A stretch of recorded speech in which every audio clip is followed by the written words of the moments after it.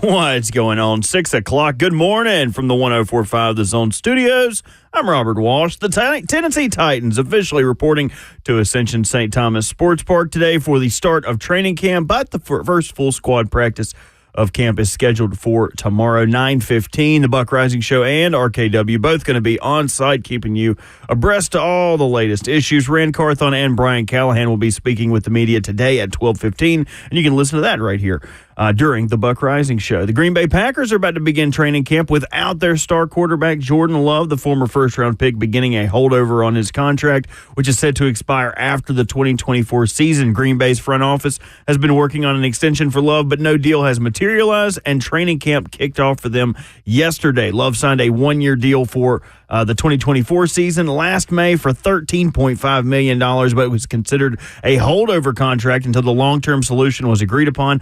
On Monday morning, Packers general manager Brian Gutekunst addressed the quarterback's absence, telling reporters he hopes his holdout will be brief. Former Dolphins and Cowboys free agent center Connor Williams, arguably the best offensive lineman left on the free agent market, started 77 NFL games, is scheduled to visit with the Seahawks today. For all your foundation repair and waterproofing needs, visit USSTN.com. Breaking news at once on your home for the Titans and the Vols. This is 104.5 The Zone.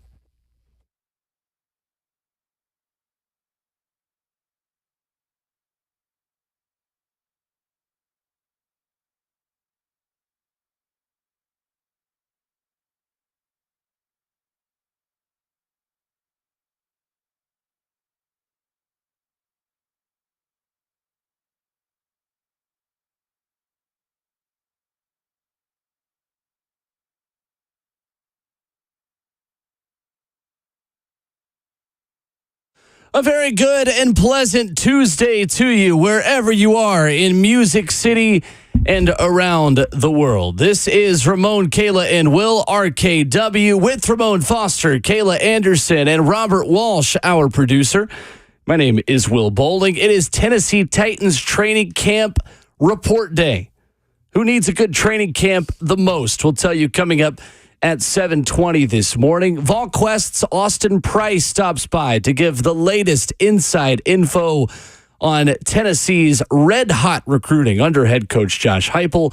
And Tuesday means Ron Slay here in hour number 4. He will stop by at 9:20. Stream the show live at 104.5 The Zone TV, Facebook Live, YouTube, Twitter, or Twitch. And ladies and gentlemen, once again, football is back. It is. Training camp is here. Report day. Do you remember your first report day for training Always camp? first. Oh, my gosh. Was it like, did you feel like it was the first day of school again? It felt worse.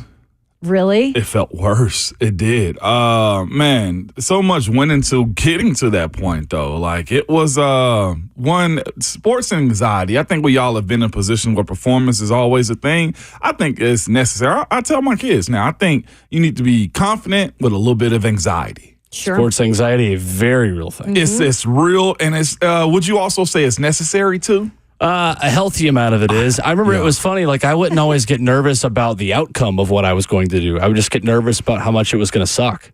Yeah. Like, wow, this is really going to hurt. All right, here we go. Well, see, I somewhat went a little bit of that, but mostly on the positive side. So I'm a naturally optimistic person, unless you take me to the other side, which is it's just fine too. I enjoy that. It's necessary at times, right? But I remember. You got to think, my scenario was like super crazy. We're opening up the show just running right now, though. Oh, yeah. All right, It's all like right, let's get to it. The little gun went off. Wow, let's go. Well, that's today. That's the NFL season. But I remember a lot of things like not knowing what the conditioning test was going to be like, not knowing what the physicality was going to be like, not knowing what it would feel like to be I knew second or third on the depth chart. And what did being second or third on the depth chart absolutely mean, too? Like, my biggest fear was not being able to support my family. Like, I know now in college, like they get a grace, like they get a platform to jump off of with NIL and, sponsorship and transfer portal. There's options there that we in my era did not have. And I'm okay with that too, because I have an appreciation for it now. I have an appreciation for how they do it these days too. But I remember I had a 2002 Pontiac Bonneville navy blue, okay? Tinted windows. I was ready for world, okay? But I also, at the time, At Steeplechase is where we lived at. In Knoxville. So we lived there in Knoxville, and I was dating Keisha still at the time, and we had RJ the year before in 08. I come out in 09. Now, mind you, I had gone through the whole process of not being drafted. So I had that over my head. Combine sucked. Okay. My pro day at UT sucked. And here I am now with this 10-month-old child. That dang nosebleed during your 40-yard dash. Crazy, Will. I still don't know how to have it. I do. Too, yeah. Well, when the cold air switches and my nose dry out and stuff, it cracks, essentially what it does. But I had all of that on my plate too. I'll never forget, and I was so young and dumb at the time, okay? I packed up everything I needed for the year. Dumb, okay? I should have just had Keisha send it to me. I had like some suits made at the time because there was this company out of Ohio that was doing like custom suits. I had 5 of those. I was like, oh, I got to be fresh on the plane. Sure. And here I am the whole time thinking I'm going to make the team. Okay, I'm thinking it's someone automatic. And Keisha told me later that she also been, I guess, uninformed on how the pros work too. She just thought, okay, you just go and practice and you make the team too. Sure. No, I distinctly remember telling her as I left Knoxville then, hey, this is the dumbest words I ever said in my life, but it also tells you the anxiety and the confidence and I guess the necessary want. She'll tell you this too. I told her, I'll see you on the bye week. I had looked at the Steelers schedule and I was just like, well, the bye week is like, I think it was like week 7 or 8 at the time. I was like, I'll see you on the bye week. And I hopped in the car and drove to Cincinnati to my agent's house. Did a little workout. I know, it was weird. Did a little workout at a high school field in Mason, Ohio. And then the next day, report day, I drove to Latrobe, Pennsylvania. And I think I was still using MapQuest or something at the time. Oh, I remember MapQuest, print out your good old days, baby. The good old days. Yeah, no, I was really out here getting to it, man. I was on MapQuest to get to Latrobe, Pennsylvania. I'm following the highways, state roads, and stuff like that. But the first report day, like, it is a lot because I didn't know anything. And then the biggest fear I had at the time was passing the conditioning test because rookies always are made to run harder, but the vets are telling, hey, slow the hell down. And I'm like, well, which one do I do? But I remember that first report day, man, and it was very eye-opening. The first day in pads, like at that time, too, I was still in the era where we had two-a-days, like true two-a-days. We had practice at like 8:30, 8:45. In pads, and then we'd also have Coach Thomas. He still does this crap, man. He starts practice at 2:55 instead of like 3 o'clock. Just to F with you?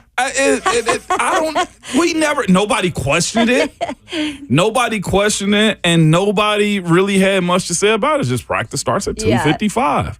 And it was a great experience. I'll never forget that one. The silliest thing I did, though, was tell her, I'll see you on the bye week. I had no idea. And you know what? You lived and you learned.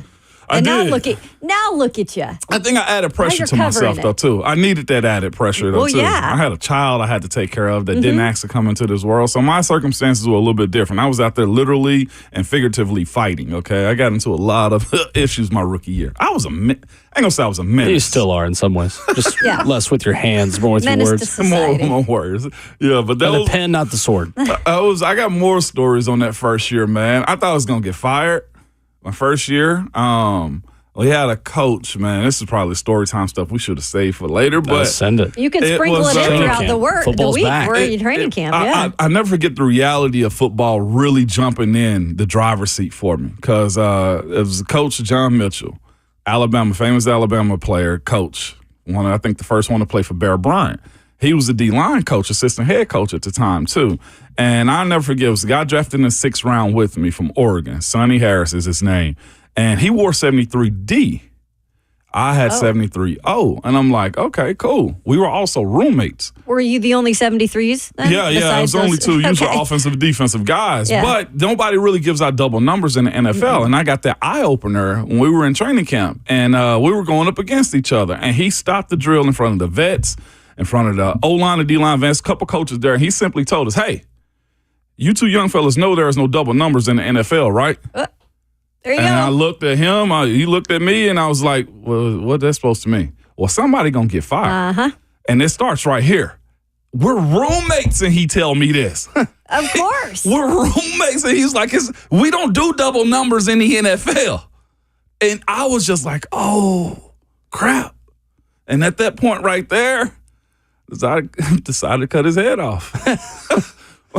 Said you were molded by the darkness. Oh, my and, God. Sonny Harris was only born in it. Oh my God! Yeah. He needed a little bit more. But that was my dog. That's why I somewhat inherited that. If it's between me and you, I'm gonna step on your neck to get what I want. So Sonny Harris spent that offseason only with the Steelers. When he was cut, he spent 09 with the Panthers then, and then was back with the Steelers a little bit in 2010. Yeah. Was with Buffalo in 2010. Was a Houston Texan 2011 to 2012. And then finished his career as an Edmonton Eskimo in 2014. So I would say Ramon Foster won. Good job, Ramon. I didn't actually know that. I didn't know all of that. I remember when he came back, he lived with me for like the few weeks that he was back in the city. Two career tackles in the NFL. Yeah.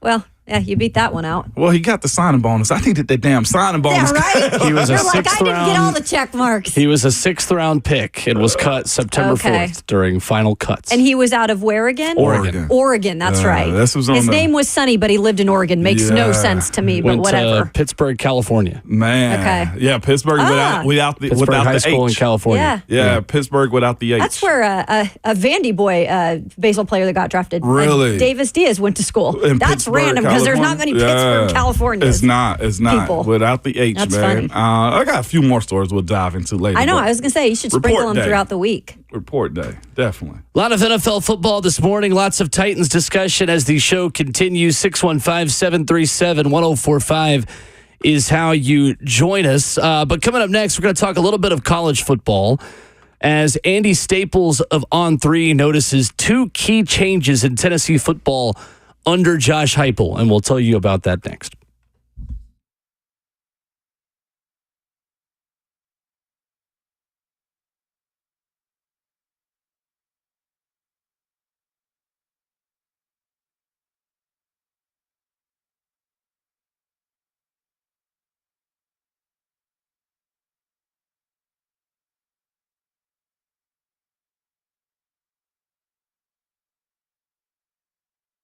Hey, it's Will Bowling. To all my facility managers out there, is your HVAC system keeping up with the summer heat?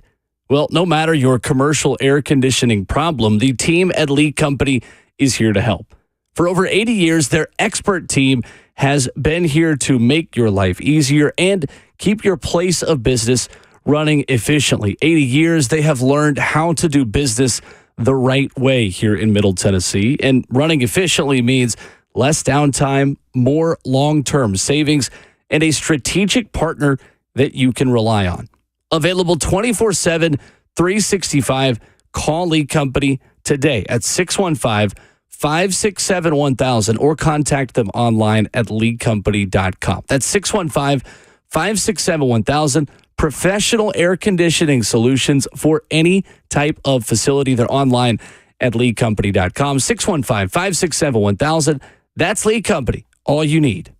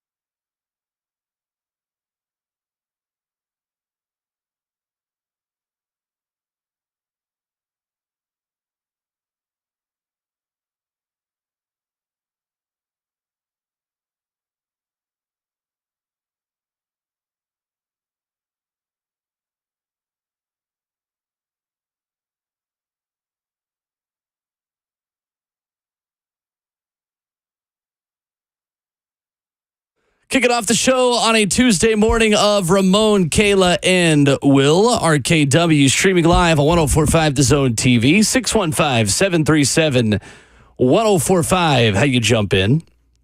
I got a double dose yesterday of football, considering obviously today, training camp report day.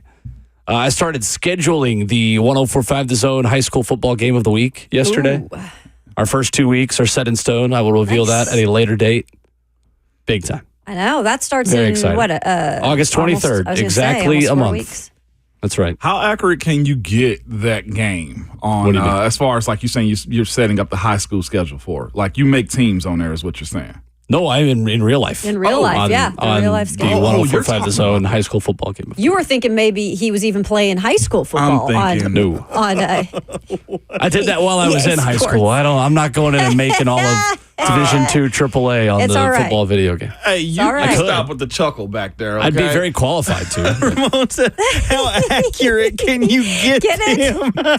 I hope it's accurate. Hey, I just ordered some I hope coffee. so. Okay, Good. It's clear. I need it right now. I'll tell you what, though, the videos of people doing the road to glory on the new college football video game are hilarious because you can pick to be a blue chip, a 5-star, a 3-star, or you can pick to be a 2-star, and your player will be like a 60 overall player, and you have to start at like a very bad small school, and it's these people like, man, I'm just going to class. And when people ask me to go to parties, I say no, and I earn my coach's trust. Shout out to all the bench warmers out there, because all I'm doing is just going to class. This is not the football video game. This is just the life video That's game. Hey, incredible. that's what I was gonna say. That Yeah. was me my freshman gonna year say. in college. Like Jackson Williams was like, I started at MTSU as their fourth string quarterback. Okay. Then I transferred to Kennesaw State because I could be the starter there. Sure. But I was the backup. So then I transferred to James Madison, and now as a redshirt sophomore, I'm playing for the first time.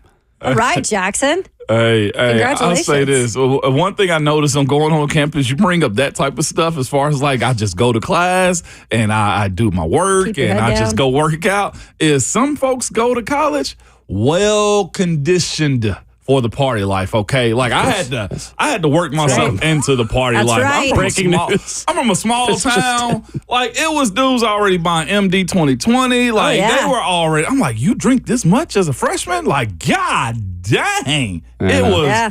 Hey, some people are conditioned for the party life. And it's interesting at Tennessee, you have a lot of people who cannot handle that life, and mom and dad bring them home to a smaller local college. Yep. But you also have a lot of people to where Tennessee is their smaller local college. And so they'll go out of state to some very expensive private school. They can't handle that. So then they come back to Tennessee. So it was like this interesting dynamic in Tennessee sophomore year of like some people left because they couldn't handle it. But then a lot of people actually transferred in because it was the better of the options that they had available to them. That's interesting. was I funny. remember, I can probably remember like 6 or 7 people that freshman year. By the end of it, it was like, yeah, not going to be back. Not coming back. Not going to be coming back. The party at Washington State, just a little too much for I them to remember handle. the last, like, the end of the semester parties. Where Yeah. you like, you're not coming back. It was almost like a funeral, man. Like, Yeah. we got to go out Go with out a in bang style. tonight. Yeah. There you go. Crazy. Well, in real life, Tennessee is recruiting well.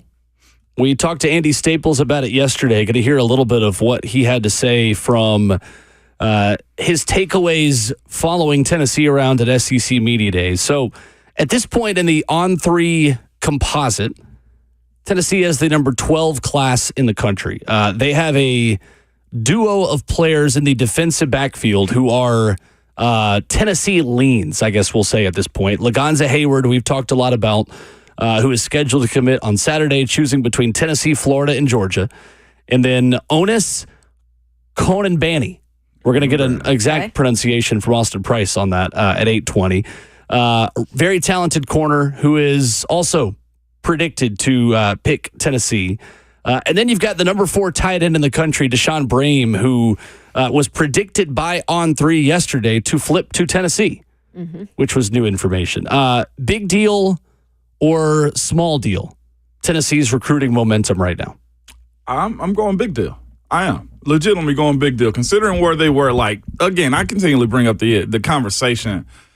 Nobody knew what a Josh Heupel was. I mean, we knew what the offense was. Like, we heard more about the offense more than any doggone thing else. For me, this is a big deal because it also was one of his red flags. He can't recruit well. This isn't what he does. He's going to have a problem finding the athletes that he wants to in the SEC because of the offense. Nobody knows who he is. Nobody knows who his defensive coordinator is. And then he go out and build a really good staff. And now he has one of his assistants now have a head coaching job. I think Tim Banks is probably not far after that one either. I hope he stays for stability, but that's selfish of me. But it's a big deal, especially when you're telling me. So it'd be different if we had these guys choosing Tennessee over, respectfully, Cincinnati, Tulane, or Wake Forest, right? We're talking about the Shady Edwards kids, Laganza, Hayward, choosing between Tennessee, Florida, and Georgia. That's when you know you're in. That's when you open up the doors. Like, hey guys, hey, we got a ticket too to the show. Like, when you're dealing with those athletes, whether it's the ones that Georgia really want or you just want to keep from your other opponents, you're still in the conversation of those three. Like, and then of course we're talking about the Brames kid, the tight end, Deshaun Brame out of Kansas. I mean, the fact that Oregon, who I think is probably a step ahead, about a half a step ahead of Tennessee as far as what they've done. They're a step ahead. They're a step ahead. I ain't want to give them that much damn credit. They'll be in the playoff this year. They're a step ahead. I ain't want to give them that much credit. Well, It's okay. I mean, it's okay. is what it is. It is what it. Kayla, that's fine. I mean, you still have to win a national championship. Well, Tennessee hasn't either since '98. So That's true too, and they've never won. they're Oregon closer has to it. winning a title than Tennessee is right now. But you got, from what I'm understanding, what the message boards and some of the folks I've talked to have alluded to is the fact that he chose Oregon because of the bag, and then immediately was of the understanding like, oh crap, I'd much rather go to Tennessee. Like, that's a strong sell right there. You know what I'm saying? So I think it's a big deal. Well, Kayla? I think it's a deal because you have to still see if you can continue the momentum. You can always, gain momentum in recruiting, and it doesn't necessarily always mean that it's going to give you a national championship. Jimbo right? Fisher. Yes. Correct. But I do feel like this is a way different case than what Jimbo Fisher was doing, or shall I say, not doing in terms of development at Texas A&M when it came to these players and even the high star players that we're talking about now that, Tennessee is able to grab some here and there from Georgia. I mean, you talk about the linebacker, Christian Goss. This was a big one to me because you look at some of the schools he was looking at, Georgia included in that as obviously the biggest competitor. But now you're talking about some defensive guys too that are deciding to continue maybe their career or, go to the next level at Tennessee instead of some of these other big powerhouse SEC schools. And that's really encouraging because I said it yesterday, I think, but Josh Heupel, you think of offense.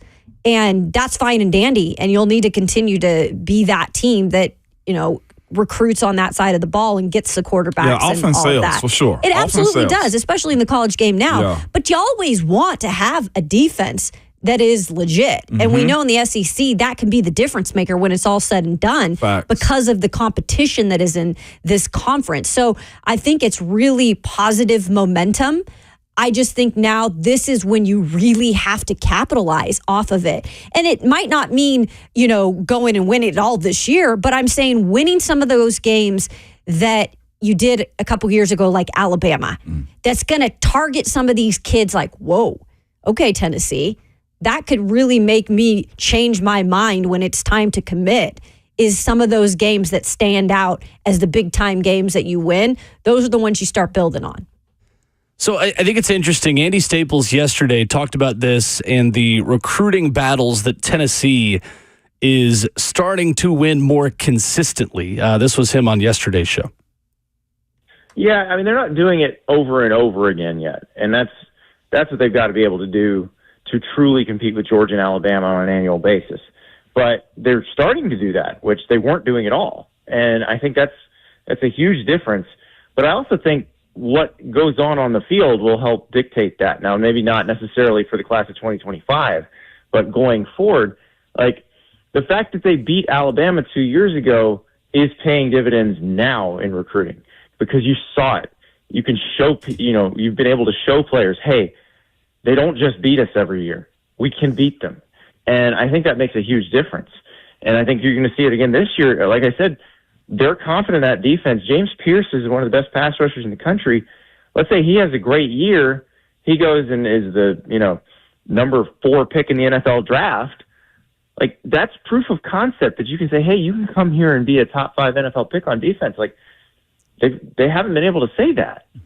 And I think the significant part of that, guys, is that for the first time this upcoming season, Tennessee players who will be drafted were recruited by Josh Heupel and his staff. That has not been the case yet. Mm-hmm. So you look at the guys who were signed to NFL rosters since Josh Heupel has been at Tennessee since 2022. Alontae Taylor was a Pruitt guy. Velus Jones Jr. was, I believe, committed under Pruitt and stayed because he committed January 9th and Josh Heupel was hired late January. But either way, I'll give Heupel credit for Velus Jones because within Tennessee's offense under Josh Heupel, Velus Jones was able to be a draft pick of the Chicago Bears. Yeah. Matthew Butler, Cade Mays, Theo Jackson were all Jeremy Pruitt guys. Yeah. 2023, Darnell Wright, Hendon Hooker, Jalen Hyatt, Cedric Tillman were Jeremy Pruitt guys. I'll give Byron Young again to Rodney Garner and that staff because I think, and you could make the argument with Darnell Wright that the current staff got more out of him than the previous one. So they deserve credit, although they did not recruit Darnell Wright. Last season, you saw it start to change a bit. Jalen Wright was a Pruitt commitment. Joe Milton and Kamal Haddon were both brought in by the Heupel staff, I believe, on Haddon. But again, Willie Martinez deserves credit for Kamal Haddon being a success story and him being drafted. You look at this upcoming season, then it starts to change a little bit because I think James Pierce's success this year is critical to Tennessee's ability to recruit elite defensive players. This is a massive season for Tennessee, not just because they have playoff expectations, but because if this group of elite players has a successful NFL near future, or at least just gets drafted early, I think it's significant for Tennessee winning more of these battles starting immediately. Yeah, for sure. And I like that idea, too, because now the pressure's on. Like we talked about this opening up the show, right? There needs to be a little bit of pressure in your job that you have going on, right? And it does. For the most part, I think Tennessee's biggest red flag has been the lack of development. Well, getting guys to the finish line, giving guys the opportunities on the second level. Yes, 100%. Like Pruitt didn't finish the job. Butch had a sprinkle or two here and there, but it really resulted to getting these guys into this draft conversation. And that's where Heupel and his staff have to capitalize on it because one thing that's always brought up in recruiting is how do you get your guys to the pros? I know that was a conversation of mine, even back in 2003, is the conversation about, hey, we put this amount of offensive linemen in the league, and it matters. It matters a lot. And if you can get those skilled guys, first and foremost on the offense, because that's his biggest selling point right now for Heupel, is if his offensive guys can translate over into the NFL game. And that's where, say what you want to about it, there is a lot of pressure on Jalen Hyatt to perform for the New York Giants. Whether it be his quarterback or whether it be his play, he needs to diversify his route tree, whatever the heck you want him to do. But he got to make plays because as it pertains to that offense, you don't want to get over 1,200, 1,300 yards in college and then not translate over into your pro game. Yeah. Like, I think there was a little bit of a slip this year with Jalen Wright. It was, right? But here's the thing about it. I heard that was to his own undoing. Who you Jalen Wright with Miami, slipping that far. From my understanding, it was to his own undoing. And there's more details I can't divulge on that situation right there. Maybe but it wasn't a hyper offense thing. Right. It wasn't, hey, this offense, he can't translate or read coverages or defenses. It wasn't that for the most part. So with that being said, the proof's in the pudding. If he goes to Miami and crush it, he's still a representation of the Tennessee Vols. That's what has to happen. If Byron Young had 8 sacks, if I'm not mistaken, last year. That's huge for Rodney Garner and that defense in Tennessee because everybody, again, the last selling point, which is to me the biggest focus point, is the defense. One thing, Will, I will say is this. The need for a monster of a defensive tackle, 2 or 3 of them, is necessary, though. And they've got a couple this year. Yeah. And they need to backfill the roster because Bryson Eason's only got a year left. Exactly. And Jackson Moy, the Stanford transfer, comes in. Omar Norman Lott is a super senior. If I were to ask you where Tennessee ranked in the SEC last season in defensive yards per play allowed in the SEC, what would your guess be? I'd probably say 3rd. I think it was better than we give credit for. Kayla? Fifth. And I even said last year, I think this defense is deserving more credit. Number 2. Oh, okay. Tennessee had the number 2 defense in college football last year in terms of yards per play. Georgia was 1, Tennessee was 2, Alabama was 3. Interesting. Andy Staples talked a little bit to us about this as well. We asked about what he took away from a sit-down with Josh Heupel, and I thought this was an interesting answer from Andy because Heupel's not particularly a super interesting guy on the record and publicly. This was Andy Staples of On 3. But if you watch that interview, and you guys did, like, that's a confident Josh Heupel right there. Yes. That's a loose, and, like, he was laughing, and, and he's like that off the record, but getting him on the record like that is very interesting, I thought. Like, I was pleasantly surprised, and I've been pretty high on Tennessee this offseason anyway, so I feel like, it's probably just reinforcing what I was already thinking. But he definitely seems like a very confident coach going into this season, and I think it's more because of what he's got on defense than what he's got on offense. It's very interesting to me that Tennessee goes into this season with maybe more that we know about their front 7 than their wide receiving group. But I think that's fair, and it's why Josh Heupel feels like, all right, offense is going to be fine. As long as I'm here and as long as I've got a quarterback, we're going to be good on offense. But if I'm good on defense, then we might have something here. Yeah, and I think we're all just waiting because we've heard, obviously, with James Pierce leading the way on the front, we hear so much about that and, some of the linebackers, but I think we've questioned what can the secondary be like. And maybe Josh Heupel knows a lot more and probably obviously is because he's with these guys all the time, but maybe feels a little bit more confident also in the back end of what they have and what he's seen progression-wise from some of those guys that he got out of the transfer portal. And so if the defense can come along, like you said, and you can get Nico Iamaleava in his, kind of full season of playing to be on, like this could be a really underrated team. That's why I picked them, coming into this season in the SEC as one of my underrated teams, that they're just not being talked about as much. And maybe that's the way how they go about their business. I think Heupel is smart in the way that he does things. He doesn't necessarily want to paint this picture of, get the attention all on us. It's almost like he wants to quietly go about his business. That's the way that they do things there. I also think that's a big reason why recruiting has been more successful. Yeah, you win games like Alabama and those types of things and you see some momentum. But I really do feel like Heupel and his staff are really transparent and really genuine with their approach. I mean, you heard Christian Goss, the linebacker that just recently committed, and he just cited just the family atmosphere. And I know sometimes that's overplayed, but I truly believe that that's a thing at Tennessee. I actually buy into that. I think some sell that crap and it's not really that.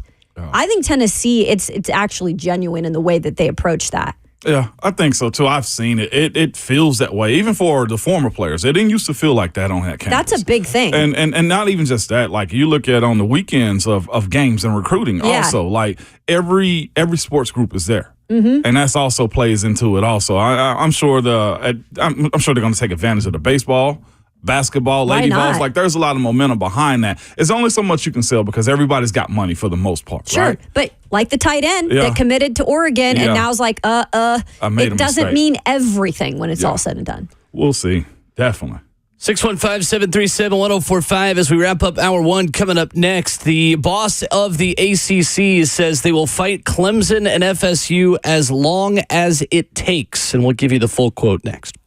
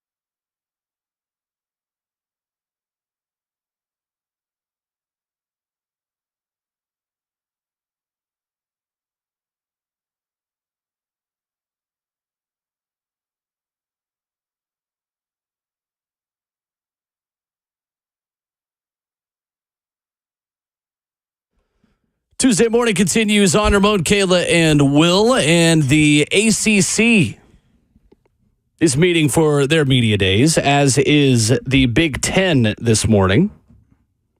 615-737-1045 is our number. We'll get to that coming up in just a moment. First, let's go to Paul in Franklin next up on the phones. What's up, Paul? What's going on, everybody? How y'all doing today? Great. What's up, Good Paul? morning, Paul. It's great to be alive and be in Tennessee. I want to talk about that Tennessee defensive line for the Vols. Yeah. Let me tell you something, Will. They are poised to absolutely terrorize quarterbacks this year. And it ain't just Pierce and Thomas that we're talking about.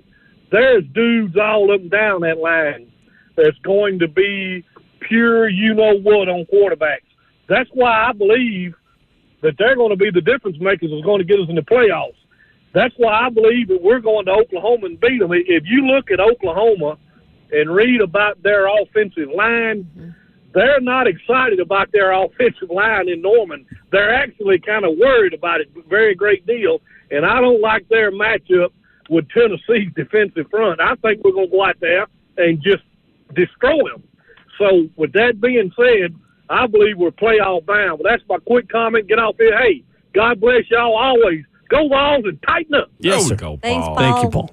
You know, one Appreciate thing it. that I got to get over with my BVS also, Paul, is just this. Alabama offensive line was somewhat suspect last year till they played us. Very suspect. Very suspect. Yep. And I know Alabama talent is way and far above what Oklahoma, I think, has in their cupboard. But Especially on the O-line, yeah. I do not want to be a get-right game for anybody. It's like, oh, man, here's a big challenge. So that's where I want to put our foot on their necks from the first kickoff. Sure. That's where I'm at. That's just me. And I kind of think it's an important game because it's early on to set that tone, right? Yeah. I mean, it's not Texas you're going up against. That's a little bit more, I guess, buttoned up in all these positions. Oklahoma has things to work on, and he pointed out exactly their biggest flaw, their offensive line. Look, you're still going there. You're still going to Oklahoma. That's still the atmosphere that provides great football, and the fans are great. But I do think Tennessee has the upper hand in this. But it all depends on, what happens with that game in terms of building off of it. I think it's a huge game. Right. Really important. Yep. So Jim Phillips, the boss of the ACC, says, I can state we will fight to protect the ACC and our members for as long as it takes. Confident in this league and that it will remain a premier conference in college athletics in the long-term future. Andy Staples told us yesterday that 2026 is the year to watch on Florida State and Clemson getting out of the conference and moving forward somewhere else. Jim Phillips says we're not going to treat them any differently, still have good working relationships. Of course, Florida State and Clemson in the middle of litigation against the conference for chronic fiduciary mismanagement and bad faith. That is what I blame myself for when I order too many things on Amazon. That is chronic fiduciary mismanagement whenever I go through a Prime Day every year. But it does appear that we are in the calm before the storm on the ACC, just no longer existing in its current form. Yeah, no, it is. But again, whenever they start having these types of conversations and lawsuits and money is being brought up, the relationship's over at this point. We've seen it in different conferences. Like if you can't keep everything together and in-house, that's the other thing too, is the ACC can't satisfy them right now as far as money, as far as whatever else they're looking for. So the only thing is for them left to do is to divorce. Like right now they're in counseling.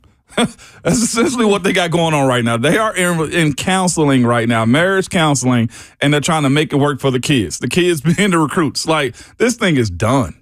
It is. Everybody on the outside can see it. This 100%. thing is done. Like, when you start telling me we need a break, no, we just need to go ahead and break up.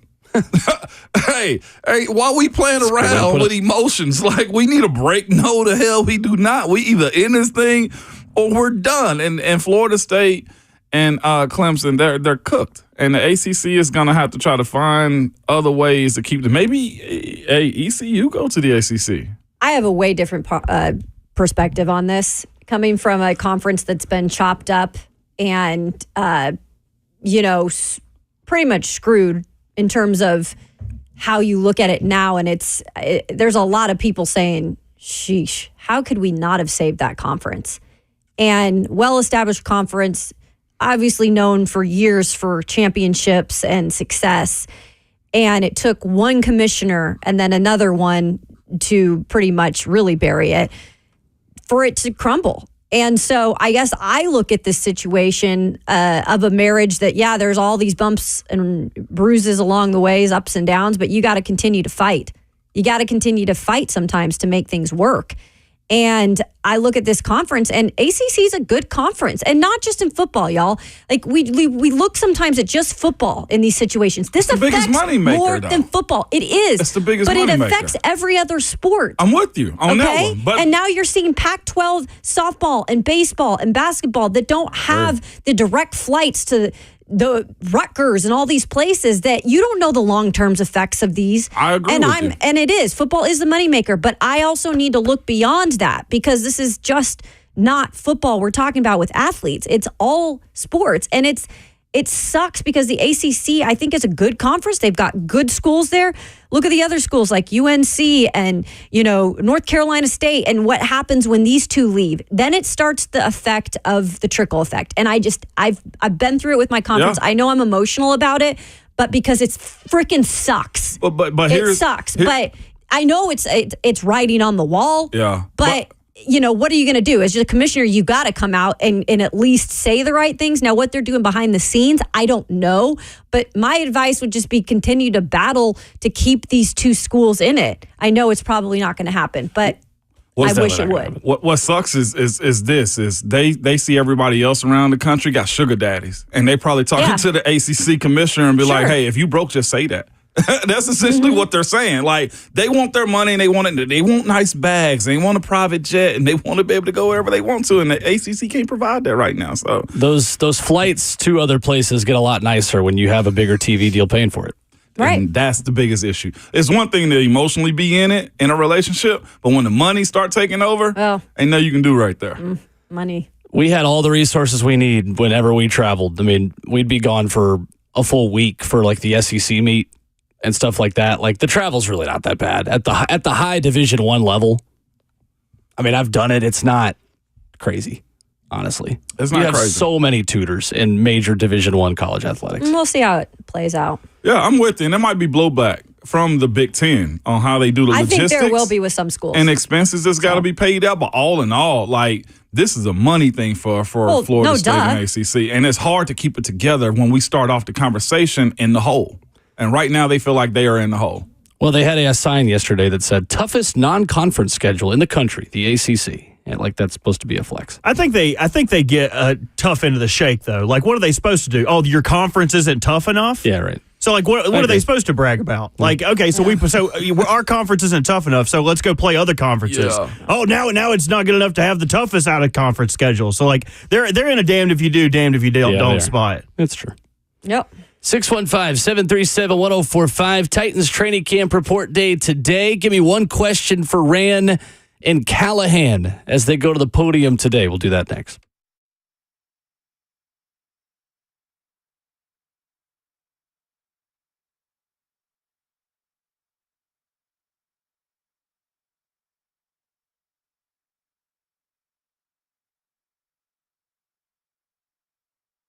If you're often feeling tired, lacking motivation and drive, gaining weight, or noticing a lack of muscle mass, these could all be signs of low testosterone.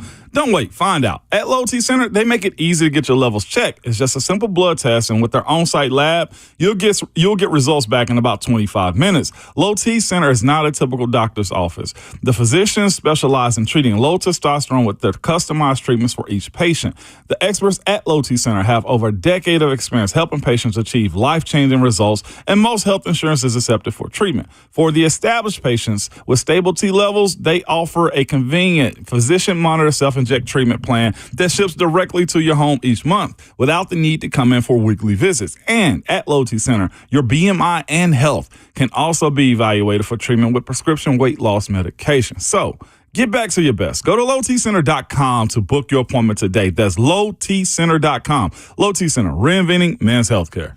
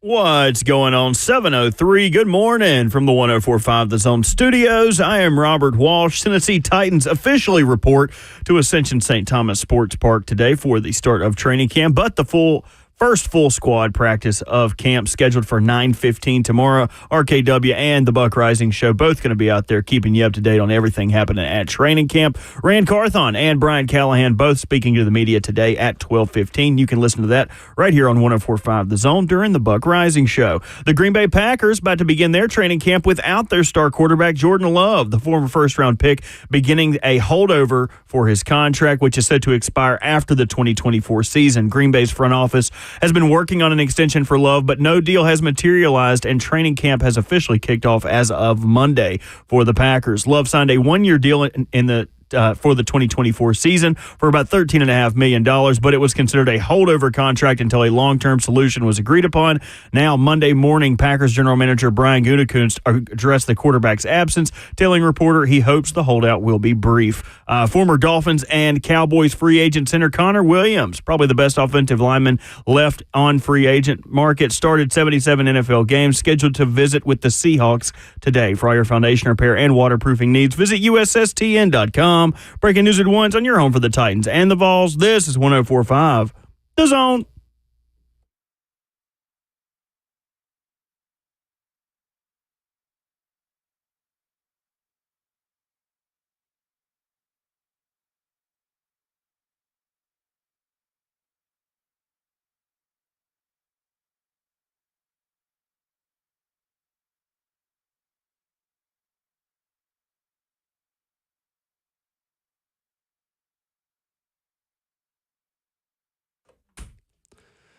Seven a.m. Hour 2. Ramon, Kayla, and Will, RKW, right here on 104.5 The Zone. Glad you're with us as you kick off your Tuesday morning. Coming up in 15 minutes, we give you the players who most desperately need a good training camp for the Tennessee Titans. And you can give us your picks at 615-737-1045. Ramon Foster, Kayla Anderson, Robert Walsh, I'm Will Bowling.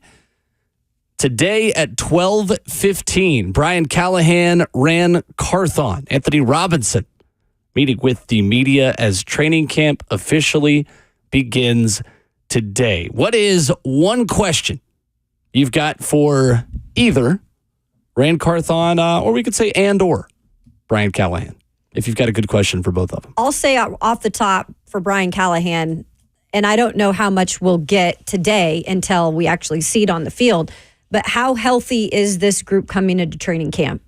Are we going to see Devondre Sweat, Nicholas Petit-Frere, L'Jarius Sneed? Those are three guys I have to see on the field for training camp starting this week, in terms of just how big those spots are, and we didn't get to see much of them early on. Yeah. I think it's unique in that, Kayla, I think that's probably one of the most important, if not the most important one, especially when you mention Jalen Duncan, NPF. Like, there's a lot of guys that got to find themselves onto the field. And we got no updates. Like, I don't know if NPF is lifting 325 pounds yet with his arms yet. Like, there needs to be certain checkpoints. Like, what's your bench? Mm-hmm. Like, nobody really asks that in the NFL, but, like, what's your bench? Like, I kind of want to know it right now as it pertains to NPF. And that's probably a dumb question to ask, but strength is a part of his job. It is. The shoulder was his issue. The shoulder is a part of his job. Are you up to 405 yet? Like, that's where I'm at. Mine is for Callahan right now. What's that? That's just so much weight, 405 pounds. Sorry. Ramon, like it was nothing. 405. So it's far away from being able to bench that. I'd expect it. Some tough guy is going to be in the chat like, I could do that. You couldn't. But, wow, okay, cool. That was a great response. It's like when I tell you what I was running for my mile time in high school. It's the same response you give me. Anyway, it's exact continue. You went, wow. That was a good one. That cracked me right there. Mine would be to Callahan. Are you ready for it to get real? Because a lot goes into that for me. It is, all right, talking season's over. How do you respond if somebody goes down in camp? What's your play calling going to look like now? Still kind of talking season. No, not really. Because for him, the processing of everything that happens is more real now than it ever has been, because the physicality is incorporated in it. Mm-hmm. Like, some days most of the practice is a script, but now how is he going to do, all right, we're going off the script today. as far as Denard calling his plays. Like, now it's more real because what happens if the right guard does get pushed into somebody and they get hurt? Like, what kind of adjustments are you going to make? Like, you can't just talk anymore. Like, the results of this offense working, the results of Will Levis's progress has to show. Like, there's a few check marks that we got to see out there. Health, the progression of Will Levis, how you going to use Tony Pollard and Tajay Spears, right? Okay, all right, you convinced us. And we all had this hard conversation, not a hard conversation, open conversation, that you drafted a young man, number 7 overall, that played mostly right tackle. And if we go out there, y'all, and we can see some stuff, and he doesn't look like a left tackle, it's more real now. What's your response? Do you just put him out there and keep him going? This ain't no knock on him because I think that he's flexible. J.C. Latham's flexible enough to move from right to left or left to right if you got to. There's a fallback plan for a guy like J.C. Latham that's moving to right tackle. But in year 1, we've only heard he going to be our left tackle for the future. So that's what I mean by, like, is it real? Like, these are the real questions now that you can't just say, we'll see. No, we are actually seeing it now. Yeah, I just think when you can talk about what success actually is and you determine success based on things you say, it is still talking season until regular season football games begin. Because everyone's going to be in good shape. Everyone's going to be healthy. Everyone's going to be, ready to go and excited. And then in a couple weeks, it's going to be more, oh, Will Levis threw an interception today. Well, but, I want him to try things. That, to me, is still talking season. When you can talk success to mean different things versus just wins and losses. But there's only so many times you can give us that before we start seeing the truth. That's where, like I said, actually still talking though. Especially when they it put really, on pads. but you get the results more now. Yeah. Than you will in the spring. I also want to real quick ask General Manager Rand Carthon about the safety spot. I just been straight out ask if I get an opportunity to, are you adding another safety or is this something you're going to let play out in camp? Yeah, that's a great question. I mean, honestly, I just feel like T'Vondre Sweat is the biggest thing I want to know about. Sure, it's part of the health I was talking about. And really, as much as anything, how big is he? How big is Big Sweat? Yep. Is Big Sweat a little less big? I'd love for him to be pretty Big Sweat, not really Big Sweat. So I think that's the first part of it. Brian Callahan's been good about updating us in terms of the offense being installed. And during minicamp at OTAs, it was, we're almost done installing the things that we want to do.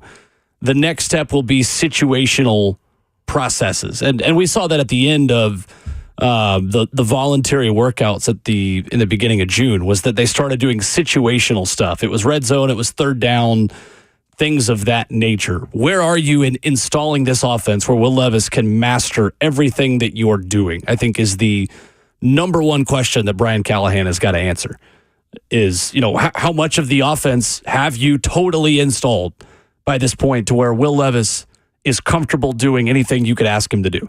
And I think he said towards the end of those mandatory minicamp days, I think he said it's almost installed 100%.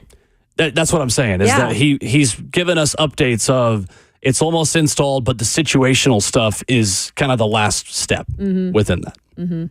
What does that timeline usually look like in terms of y'all installing a new system anytime you had a new coordinator? For them, all of the spring and the first week of training camp, honestly, everything is in. There you go. Okay. First week of training camp. You're only adding like 1 or 2 plays depending upon game plan and stuff like that, but it's really off the original play that you did. So I'm curious, what over the last month would allow, like, what have you heard from Will Levis about his comfort level in taking that step and being 100% installed and ready to do anything you could ask him to do?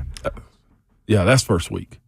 That's first week. Yeah, 100%. Because protections are all in. You just build off of those. Runs are in, right, left, the motions, all of that. They might add a zig or a zag or a flare or something like that. Yeah. But for the most part, he should have full command after the first week. Because you got to think he gets real after that. Right. Games not soon after that. And Will Levis told us at the end of mandatory minicamp as well, he said, I am going to know this offense by the back of my hand. Like he said, entering training camp, I'm going to know this offense. Like that's not even going to be a thing. So there's obviously other things that now, if he does do that and he is ready and up to speed, okay, now what are the other things we're looking at him to progress, right? Timing. We've talked a lot about that. all these little details now that need to start to add up. 615-737-1045. When we come back, the players that most need a good training camp. It's here. Talk about that next.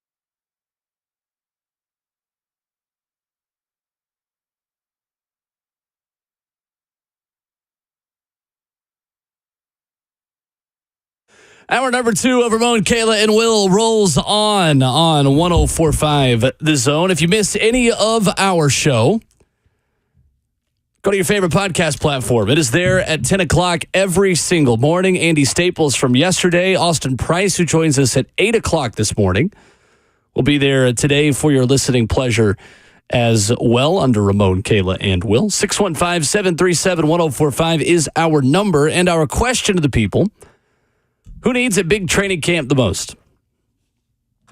And you got options on how you classify this. Guys who need it to make the roster, guys who need it to nail down a starting spot. And you could name about half the offensive line. So, Ramon, we'll start with you, considering a lot of the options are on the OL. Who needs a big training camp the most? I'm going to say all of them, all right? That's the easiest answer, but I'm going to give you somebody specifically, all right? Of this group, to me, has to be Daniel Brunskill.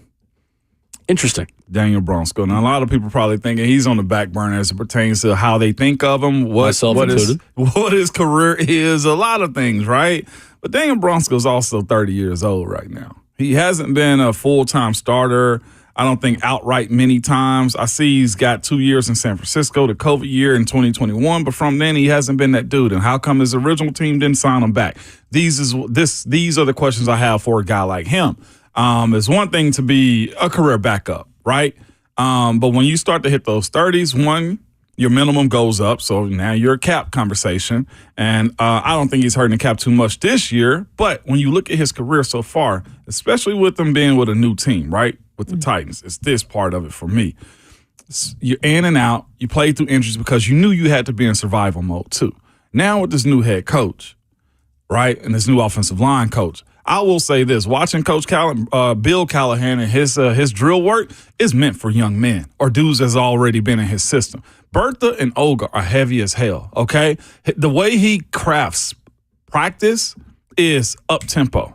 It's nonstop. It's go mode. It's challenge. And when you're a 30-year-old into this new system with this new head coach and this new staff and new offense, it's crucial for you to go out and go out with a bang and try to win this right guard spot for me. Because here's the thing with him. He's got 2 younger dudes that are also vying for that spot. Sadiq Charles and also Dylan Radins. Both are younger, probably a little bit more athletic and talented than he is, and probably a little bit more moldable. If he doesn't find himself as RG1 this year, I don't know what his career is going to turn into or morph into. And the other thing is this: if he doesn't win one of those spots, then he better be one heck of a backup center. Because that's the thing about what he has to do. If he goes out and doesn't get the right guard spot, who's the backup center? That's why it's crucial for a dude like him. Right now, it's him. Win that spot. Yeah, I was going to say, to have a good camp. It is necessary. We put so much on, what's his name, man? Lloyd Cushenberry, right? Mm-hmm. But injuries happen. Now, if we go out and spend this $50 million on a Lloyd Cushenberry and he has a pinky issue, right? He can't snap the ball the way you want to. The offense, you don't want to think that it's going to fold. So I need Daniel Brunskill to have a really good year. One, because of the age, and he's got to preserve his career, right? All of that matters. But it's also just the depth aspect of it. Mm-hmm. So having a veteran guy with a young quarterback still in Will Levis that can command and play well if your starter is out. And if not, he might find himself on the outside looking in on another team somewhere. It feels like Brunskill could become the swing guard. The swing interior player. We talk about swing tackles. Well, if Brunskill can fill in 3 different spots, left guard, center, and right guard, he's making the team. I think he's interesting, too, because Dylan Radins needs to pick one position and stay there. At this point in his career, Daniel Brunskill can afford to cross-train more than others at different spots. His kind of ceiling has already been met. In order for Dylan Radins to meet he needs to stay at right guard. He does not need to be anything else. So at that point, like if Brunskill has a good camp, it could be the backup for you at 3 different positions. That helps you as a team, and it also might help Dylan Radins focus on one thing and being good at one thing versus playing all over the place. Yep, I agree with that. And I think the biggest thing out of him, too, is just hopefully he is healed up from everything last year. And we saw him on the field. Yeah, he was broken down. And he was really broken down, but maybe, and hopefully he can stay that way and be that depth piece, maybe because he doesn't have to play as much if you can solidify those starting spots with somebody else, right? And he can be healthy enough to come in. 100%. Kayla, you got an offensive lineman as well? Yeah, I mean, as much as we want to say the offensive line has been upgraded, and it has in many ways, starting with the position coach and Bill Callahan, there is still spots that are glaring needs, and there's glaring question marks on that right side. We were just talking about that, and mine comes at the right tackle spot, where we have not seen really anybody in the last couple of months, even in OTAs, even in mandatory minicamp, other than John Njoku, that is possibly competing for this spot because the health hasn't been there. Jalen Duncan kind of came in a couple practices, but just obviously wasn't up to speed. And the biggest one for me is Nicholas Petit-Frere. This is a guy who played, 3 games last season and has had some injuries, including the one I believe he had been rehabbing all the way up until mandatory minicamp, which is his shoulder. And again, we're not 100% sure we're going to see him out there day one of training camp, but I think it's going to be something we need to see if he's really going to have a legitimate chance at winning the starting job at right tackle. Yeah, if he starts off on PUP, I can't count. I don't know if I can count him in as a starter. Same here. He need all the reps with this new offensive line coach. I ain't mean to jump in on you, but just to add to it, Kayla, he got to be out there. Well, and I asked Bill Callahan at the end of mandatory minicamp when we were one-on-one with assistants, I just straight up asked him, do you feel like Nicholas Petit-Frere is, not up to speed in a way in terms of just all the stuff that you've incorporated or behind the gun, whatever you want to say. And he said, no, because he's been doing everything in the classroom. But when it's all said and done, and you can speak to this in a moment, when you're out there doing that type of technique stuff where you're building day after day, which is what they were doing out there, you are going to be missing a little bit. And it is going to be something that's going to put you behind a little bit. So that's why training camp for him is so important. He's got to get up to speed on the field. I get it if it's in the classroom and he's up to speed because he was there. But on the field physically is a whole different ballgame. And Bertha and Olga, you mentioned them, the whole shoulder thing, I need to see him pushing those things. Yeah. I need to see he's 100% ready to go. Last year, it was embarrassing. I know he didn't play in many games with PFF. I know they're not the word, but they are, number-wise, you have to think about their rankings. And overall, a 35.5% in terms of blocking. Pass blocking, 27.8%. Run blocking, 55.4%, a little bit better. But this is a guy who had 4 penalties in that time, allowed 11 total pressures, 3 sacks allowed in that small sample size. He has got to be ready in training camp to go if he's going to win that spot. We didn't talk about it a lot last year because he was suspended and we were so focused on who was replacing him. He did not have a good training camp last year, Nicholas Petit-Frere. And in preseason games, he was not good. And then he came in for those 3 games and got on the field in week 6, and he was not good. I think he's got to be top of the list, Nicholas Petit-Frere, because I think if there's anyone that has to have even just a good week to start training camp, it's also him. He can't get behind the 8 ball. For me, I think there's 2 other answers that we've not mentioned. I think Dylan Radins being one. Sadiq Charles has come in and has now been penciled in as the starting right guard, and Radins can do to Charles what Nicholas Petit-Frere did to Radins and take that job back from the beginning of training camp, because NPF came in as a rookie and Radins was penciled in at right tackle, and all of a sudden here comes NPF in week 1. Titans started that season 2 years ago with NPF as their starter. Radins can get his get back against Sadiq Charles, who has been brought in. And I just think in general, guys that were not brought in by this new regime have more to prove. Yeah. That they can adapt to what the new staff wants them to do. But guys, for me, the other one's Kyle Phillips. If Kyle Phillips does not have a good camp, he's not making the team. And I think that's the other classification within this. You can go, all right, this guy needs a good camp to start. Well, what about the guys that are not even on the roster if they don't have a good camp? Teron Davenport's put out his initial 53-man roster at ESPN.com this morning. He's got Kyle Phillips in there, and he has the Titans keeping 7 wide receivers. DeAndre Hopkins, Calvin Ridley, Tyler Boyd, Traylon Burks. We know those 4 are pretty much set in stone. Hold up, this is a 53. Yeah, this is a full 53-man roster he's published this morning. Nick Westbrook-Akine, Kyle Phillips, Jaquan Jackson. His final 3 making the roster. Jaquan Jackson and Kyle Phillips are going to do a lot of the same things. I'm not interested in Kyle Phillips, the punt returner, anymore. I am interested in Kyle Phillips, who I know is close with Will Levis. And I know that those 2 guys get each other. I know that they have good chemistry with one another. It's just all about the health. And Kyle Phillips is the ultimate training camp warrior. He's going to look great in 7-on-7s. He's going to be all. We're going to be talking this week at some point, guys. Man, Kyle Phillips was good today. It's going to happen. Yep. He's going to make big catches in 11-on-11 against ones. But he's going to have to do that for all of training camp. Otherwise, I'm good. I'm cutting bait. And that's why I'm worried. Because you got Jaquan Jackson. That's why I'm worried about it, because we are going to see that. We already saw it, some in OTAs, and Kyle Phillips.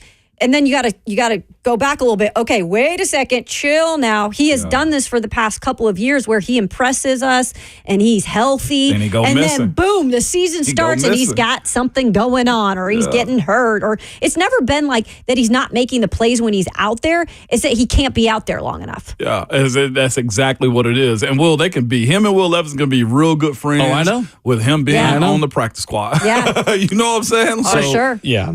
Last season, the Titans also kept 7 wide receivers out of camp. I know commenter on YouTube said 7 wide receivers is probably just because of the new kickoff rule. They kept 7 last year, too. There's 7 a year ago were DeAndre Hopkins, Traylon Burks, which, again, let's just appreciate the fact that you've got Tyler Boyd and Calvin Ridley before you say Traylon Burks' name, respectfully. Nick Westbrook-Akine was the 3rd name on this list. Again. Love that. Chris Moore, Kyle Phillips, Colton Dowell, Kieris Jackson. Those were your 7 wide receivers who made the team out of camp last year. Yeah. And I think Colton Dowell being a surprise of that group right there, too. But he added in special teams. The 7, that's unique. I just wonder, what positions are they taking away from? Will it be 2 quarterbacks on this roster this year, too? Well, yes. They did 7 last year. And I'm trying to think, where are they taking numbers away from as far as active? Because most teams will have like 6 and then like down the list? 3. What'd they have with tight ends last year? 3. How many? 3. Yeah. Usually 3 tight ends on most NFL rosters. And then that 3rd tight end would be a fullback type. Well, that was also the Derrick Henry era where he was imploring. More 2 tight end sets. Yeah, more tight end sets. Yeah. Last year, they kept 3 quarterbacks, 3 running backs. Teron Davenport writes 3 quarterbacks, 4 running backs. Okay. Last year or this for year? this year. This year. Okay. He's got Malik Willis out there, too. Okay. As far as what? On the roster. 3rd quarterback? Mm-hmm. Where are we taking away? Right then. 7 receivers, 3 tight ends, 9 offensive linemen. Last year, they had 11 offensive linemen. So there you go. Mm-hmm. Yeah. 2 less on your O-line. But that also might come with the flexibility of all those guys we spoke 10. about. My bad. They had 10 last year. Okay. 5 defensive linemen, 9 linebackers, 5 corners, 5 safeties. Then the 3 specialists. So that's where they're taking away from. 5 corners. Yeah. And how many safeties? Teron's got 4 safeties, 7 corners, 8 linebackers. Okay. On this list. Okay.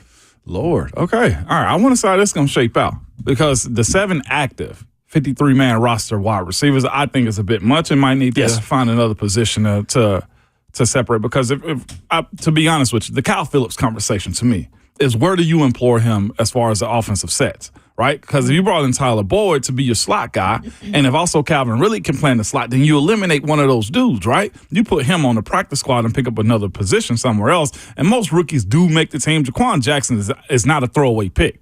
He's a playmaking type of guy. He's got to show it in camp. Yeah. And I agree with Will on this one, where him and Kyle Phillips, I think, have to battle this out on who's going to be kick returner. I think so, too. Who's going to be the scat wide receiver, not the scat wide receiver, but the interchangeable wide receiver, too. So that's where, to me, is going to be, I take one away at the wide receiver position, because you do have quality. And again, the more the better sometimes as far as depth goes. And you got to also look at the idea of injuries always happen too. But that's why you keep a guy like Kyle Phillips on practice squad if you can keep him around. I'm not mad at the number of wide receivers he has. I just thought that was a bit much for how I've always seen rosters somewhat put together.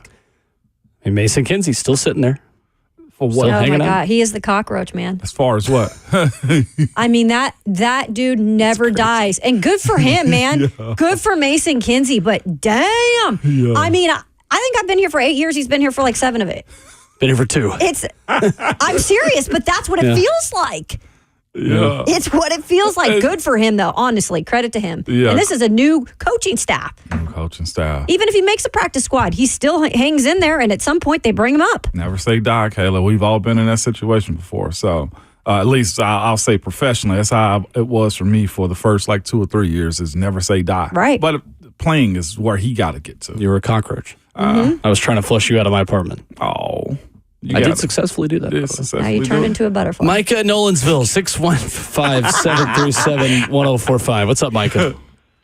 Hey guys, so I think one guy or two guys, I think both safeties. I think Elijah Molden and I also think Amani Hooker need to have good training camps, especially Elijah Molden. They're gonna bring someone in if they don't play well, and then for Amani Hooker, I think he just needs to have a good training camp without injuries. Yeah.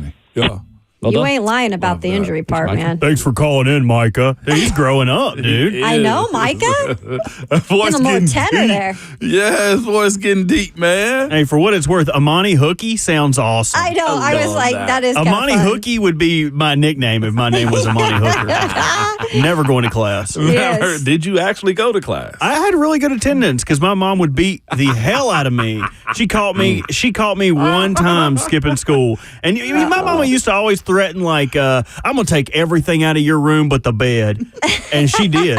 She took the door out. I had a dang. mattress, That's old school. and that was it. Oh, she was really about that life. Oh, my mom did not play. One time, I'll tell you the prom story. I was sneaking a bunch of beer into prom for me, and Well conditioned to go to college, was he not? Exactly. so I was the person who was in charge of hiding the beer for prom. Well, my mom saw my spare tire was sitting in the garage, and she was like, "Oh, what's your spare tire out for?" I was like, "Oh, just taking up a lot of room. You know, I thought I was a little back heavy the other weekend when I was driving." She found all of that beer. She didn't even let us have a sip, man. She watched me, or made me watch her open every single one of them up and pour it down the kitchen sink. And then I had to tell all my friends, where the beer went. Oh, it's your fault. It's like, your dumbass couldn't bring the wheel over here. Yeah. My mama don't play. You are Jonah Hill and Michael Cera in Superbad.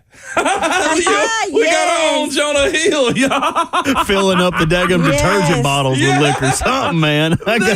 You really lived Superbad. That's amazing. You really lived Superbad. I did not have great attendance my senior year of college because I got a B in jogging because I missed too many Wow. classes.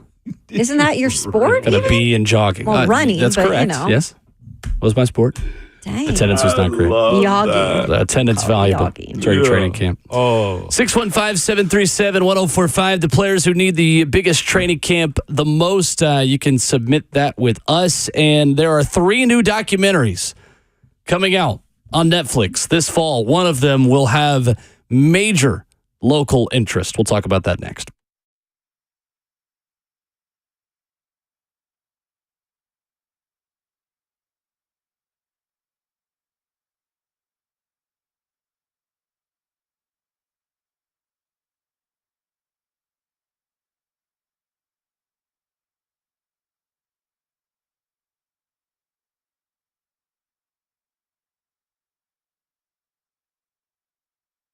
Buying a diamond if you're not properly educated is hard. If you're not careful, you can overpay big time. Small variations in diamonds' quality specs can make a huge difference in its value. That's why I always recommend going to Genesis Diamonds.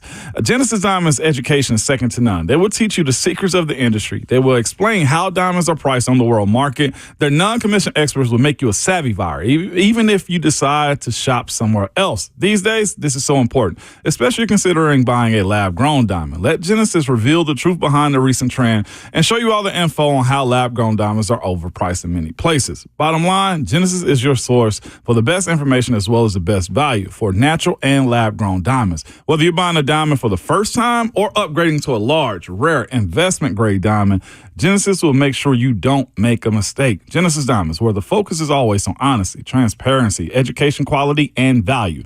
Don't buy a diamond until you learn the ins and outs from Genesis. They're located in Green Hills and Cool Springs.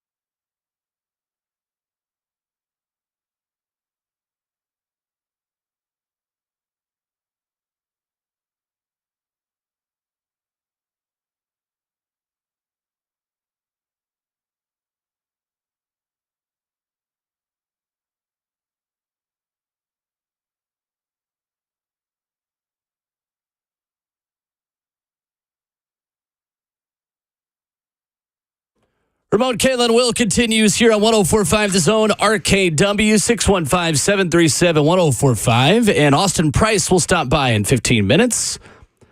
Next, we go to the phones. Jason is at Murfreesboro up next. What's up, Jason? Hey, guys. I know y'all talking about the receivers and what they're who y'all looking to be do the best in training camps and looking good this year. I really want to see our local guy, Colton Dowd, come back to life, see if he can do something, prove himself this year. Yeah. I think, Jason, I think it's going to be a minute before he's going to be back to full strength. His torn ACL was in week 17. Mm-hmm. So that is a process that is going to have to continue for him, but certainly wish him all the best. Yeah. I mean, to be able to contribute on special teams would be the first thing I think that they would, get from him, just like last year when he kind of made a difference, unfortunately, before the injury. But, yeah, I mean, you never know, right? Yeah, no, it's going to be a process. I think he starts out on the pup, and I wouldn't expect to see him until late October, to be honest with you. That'll be a minute. And to be clear, I'm a Colton Dowell fan. Oh, yeah. I just got to say, I like the story. I like the fact that he could have went to Clemson and chose not to, stayed at UT Martin. Yep. So, yes, I think we all, for the most, I'll say this, myself, I'm looking forward to seeing if he can make a comeback. 3 documentaries are coming to Netflix this fall, including The Murder of Air McNair. August 20th on Netflix, detailing the Titans' Super Bowl run and taking a look at the details surrounding his 2009 murder. That is going to be very, very interesting to watch. Very interesting. That will kick off Volume 4 of the anthology series that will also include Sign Stealer, August 27th on Connor Stallions. I really hope they give us everything, because if it's like Swamp Kings last year, then I'm good. I'm not going to watch it. And then Hope Solo versus U.S. Soccer, September 3rd, will also be fascinating. And the scandals around her, the abuse, all the stuff that she was involved in. 3 very interesting ones, but of course locally, Steve McNair, August 20th.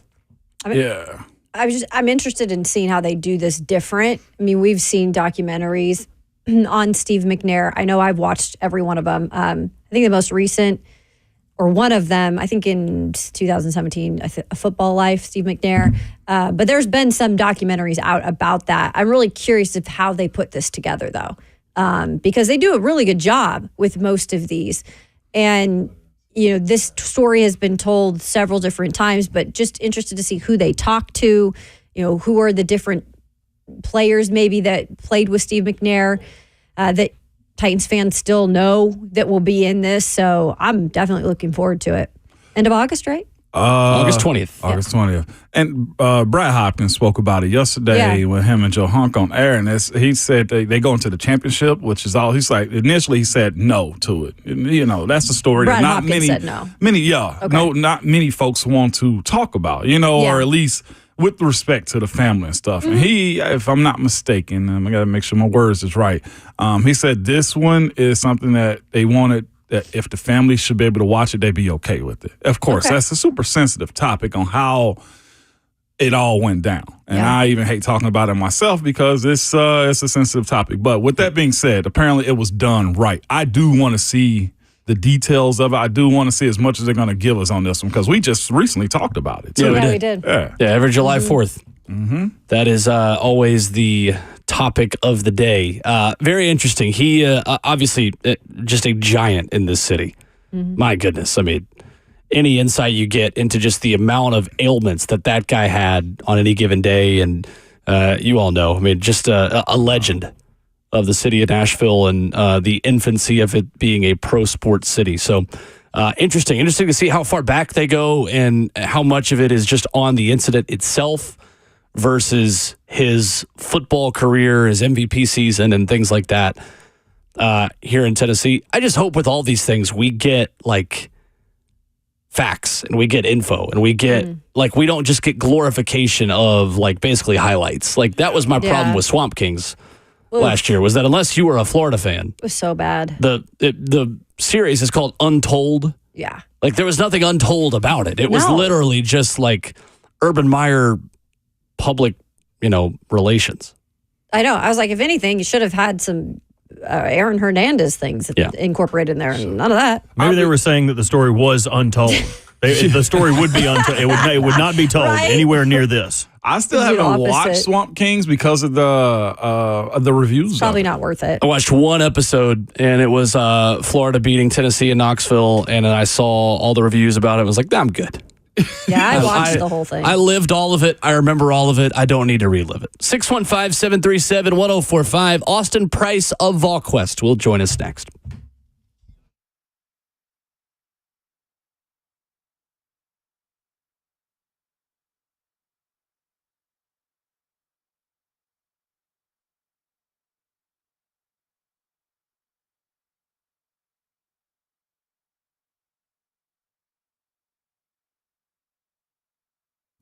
It's Ramon Foster for Hiller Plumbing, Heating, Cooling, and Electrical, letting you know our friends at Hiller, they are celebrating 34 years in business this year.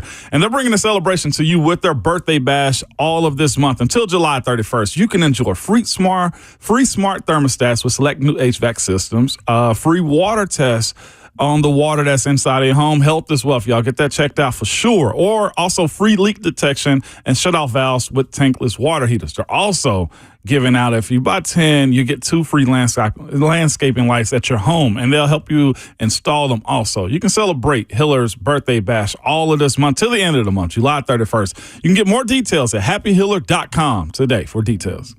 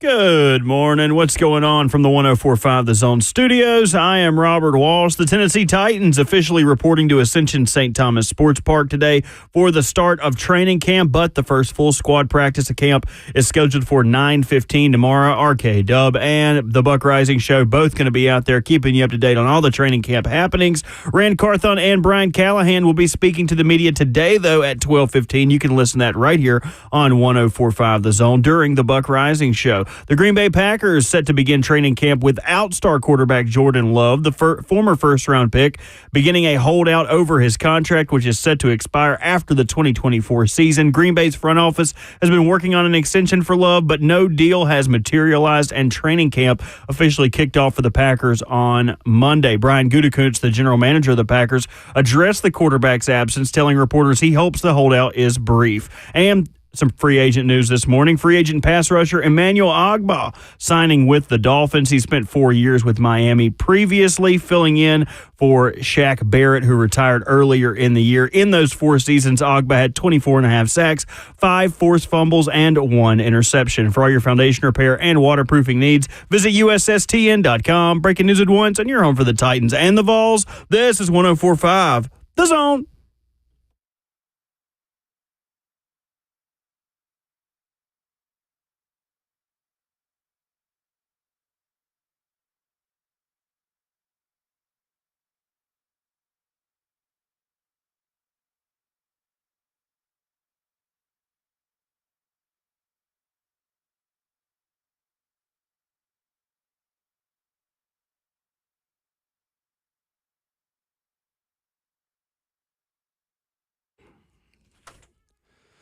Second half of the show and hour number 3 starts this morning on Ramon, Kayla, and Will. Training camp report day for the Tennessee Titans, and more on that coming up in about 20 minutes. We got some NFL headlines to get to that have broken this morning. With Ramon Foster and Kayla Anderson, I am Will Bowling, continuing our Vols discussion this morning as we are joined by VolQuest and On Three's Austin Price at Austin Priceless, where you follow him on Twitter. Austin, good morning. How are you?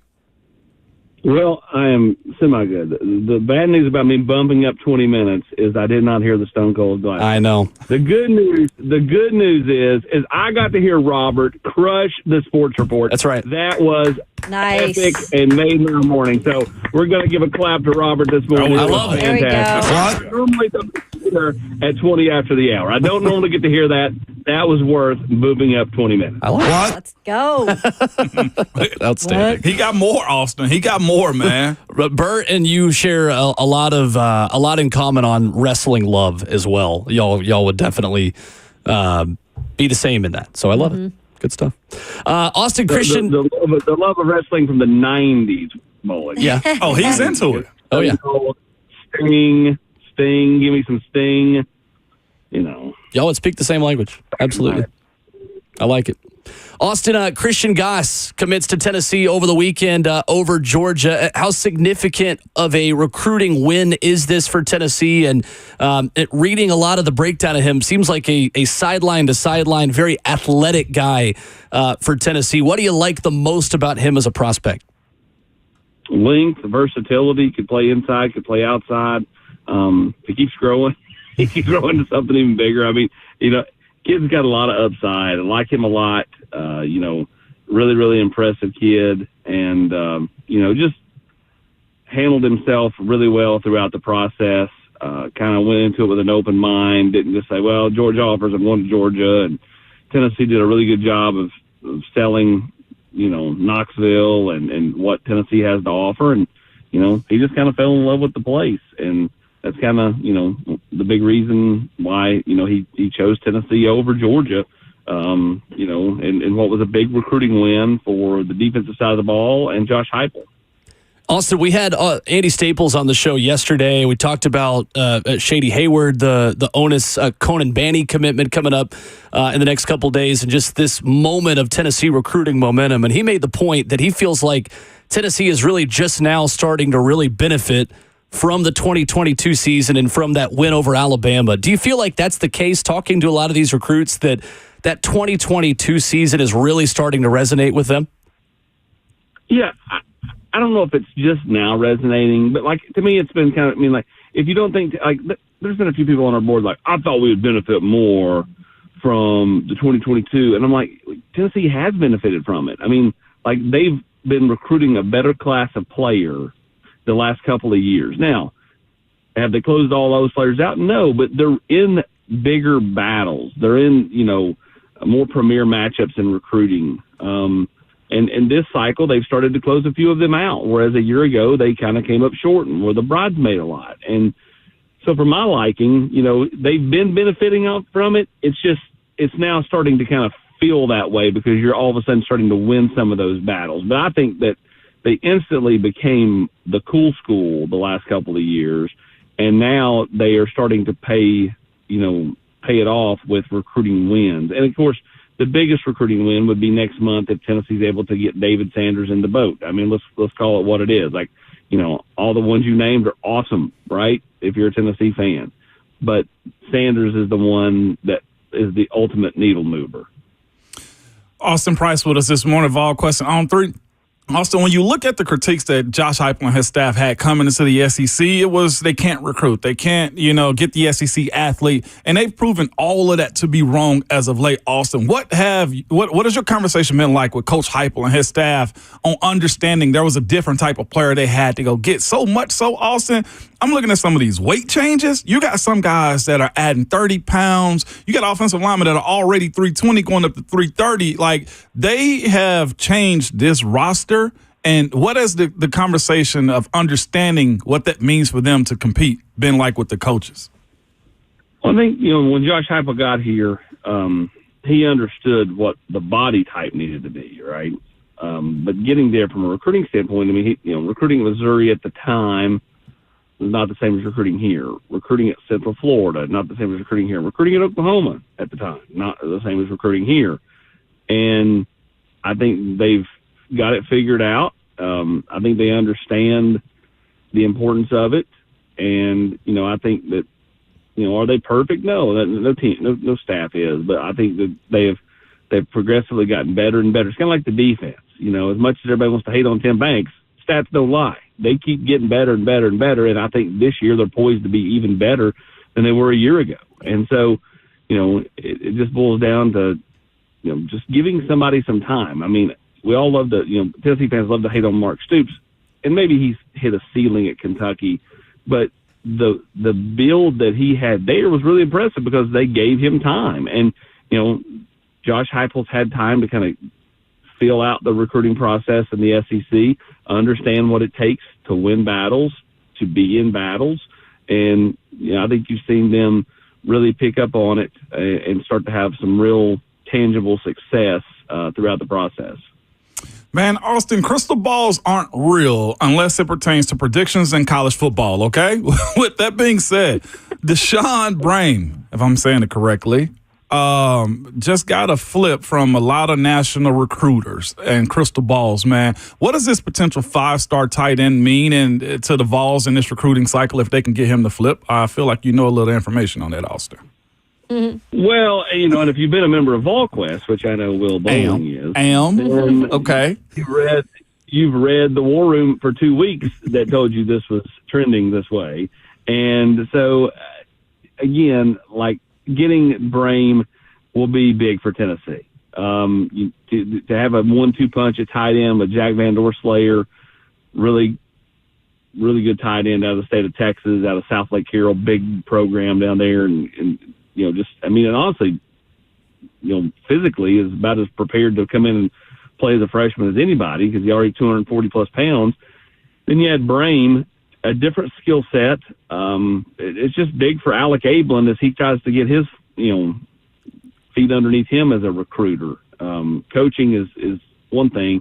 Recruiting, when you've never done it all of a sudden and you're battling out Georgia for this guy or, Oregon for that guy, it becomes a little more tedious and time consuming. And so, if he can get Brame the boat, which again, we all expect that to happen, sooner rather than later, probably after the War Room drops this week and before Tennessee's barbecue on Saturday.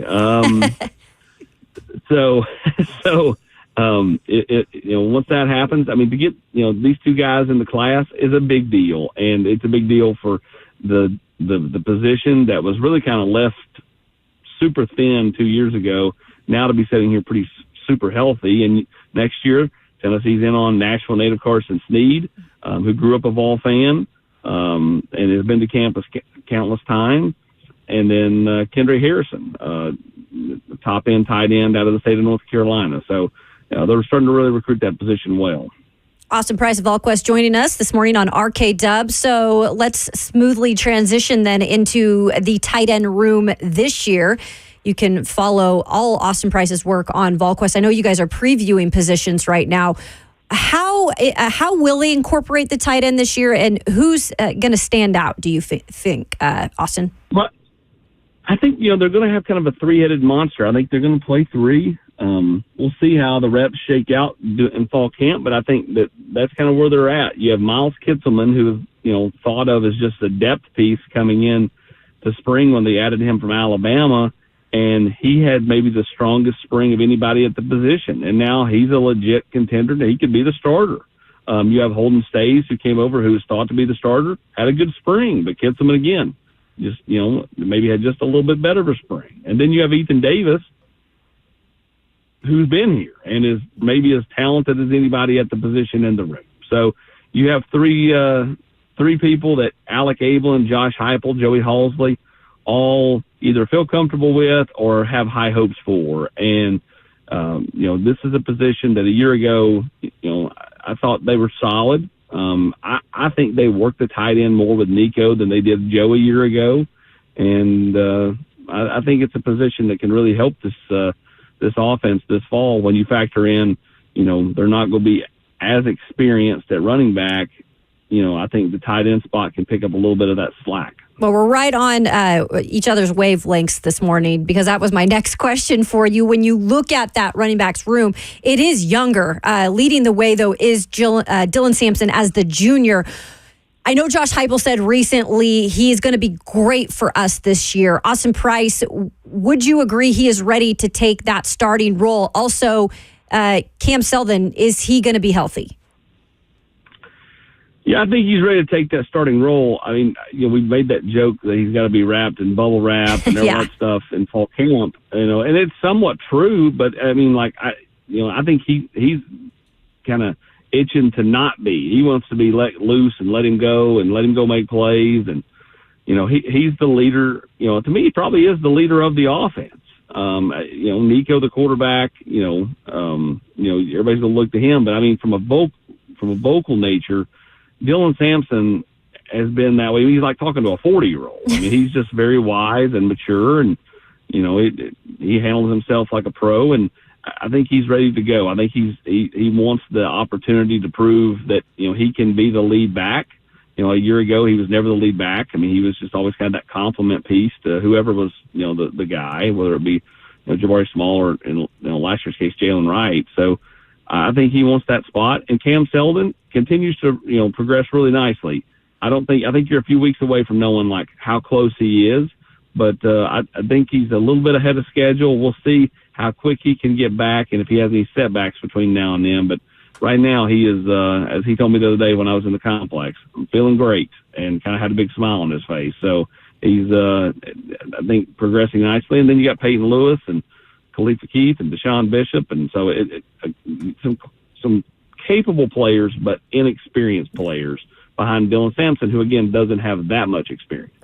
Austin, quickly on the way out, DeJuan Morris, an Oakland running back. I called a lot of Oakland games last year here in the zone, and that dude was as dynamic and as fast with the ball in his hands as anybody I watched in Middle Tennessee. Committed to USC since April. Tennessee still talking with him a little bit. What's the latest on his recruitment? Yeah, he's going to be here this weekend. And Tennessee, I expect to put the full court press on DeJuan. Tennessee wanted a bigger back, which is why they weren't on DeJuan as much early. But then when I think they realized, we're just going to take best available, DeJuan is best available. Yeah. I mean, he's better than some of the bigger backs that they were going at from a pure, production standpoint. Kid's fantastic. He's electric. He's elusive. And I expect him to, just ball in Kevin Creasy's offense again this year. And they're probably the favorite to win, 6A and reclaim the throne. And I just feel like he's fantastic. So, Tom Krieger, he and I kind of spitball, the Tennessean like his dandy dozen. And I told Tom, I said, I think he's number 2 in the state behind George. I really do. I think he's fantastic. I mean, he is really, really electrifying with the ball in his hands. And if Tennessee can flip that one, it would be a big deal. But I expect them to really put on the full court press this weekend. I'm not sure he just flips this weekend, but I do think that they will really start trying to work that one hard to get that one flipped around. Totally agree.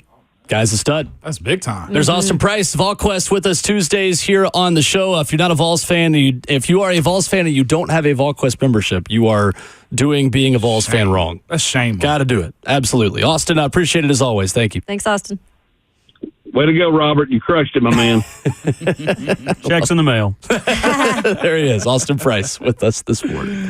I totally agree with him. DeJuan Morris is not rated highly enough recruiting service-wise. Kid originally from Chattanooga who was at Oakland last season, and I mean, you didn't do that. You didn't do Oakland. No, you did do the Oakland game. You did the Riverdale win over Oakland. Sure did. Remember watching that kid with you being like, yeah, you saw it. He was. He's not very big. Yeah. Okay. But just hides behind that line because they run wing T. They're quick. Oakland does. Yeah. So they run an option offense. Is that anyone who has watched Oakland or anyone in Murfreesboro high school football listening to us right now is nodding their heads of like that guy's a problem. Is that why he's a 3-star? Is maybe size wise? He really just, I mean, he was only a sophomore last season. Yeah, so he could gain. He kind of, or I believe he was a sophomore. I should probably check that I before think I a say little it. bit of the Tennessee knock too, just a little bit for smaller skill guys like that. Yeah, I 100% agree with that. No, he is class 25. He was a junior, but just, I mean, a guy that hadn't started, moved into a new role and burst on the scene. Oh my gosh.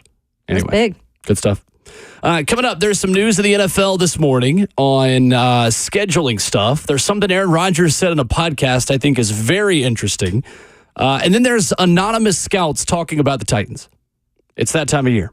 We'll do all that next.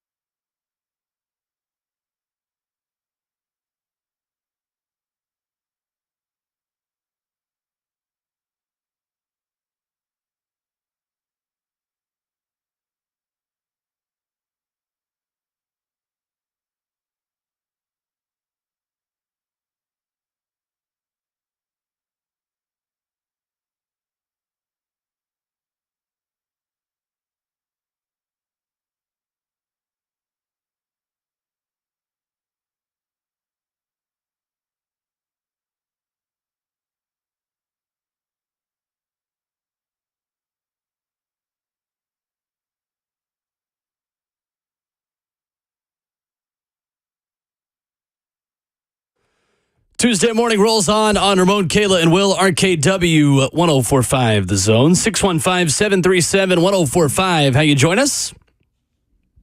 Do we want the bad news or the good news from anonymous scouts on the Tennessee Titans first? Let's get it out of the way. Hey, I want the good news. Which one you want to rock, paper, scissors for? Come on, let's go. Bert will be our tiebreaker. Shoot. Oh, come on, Kayla. You went too quick. Rock, paper, scissors, shoot.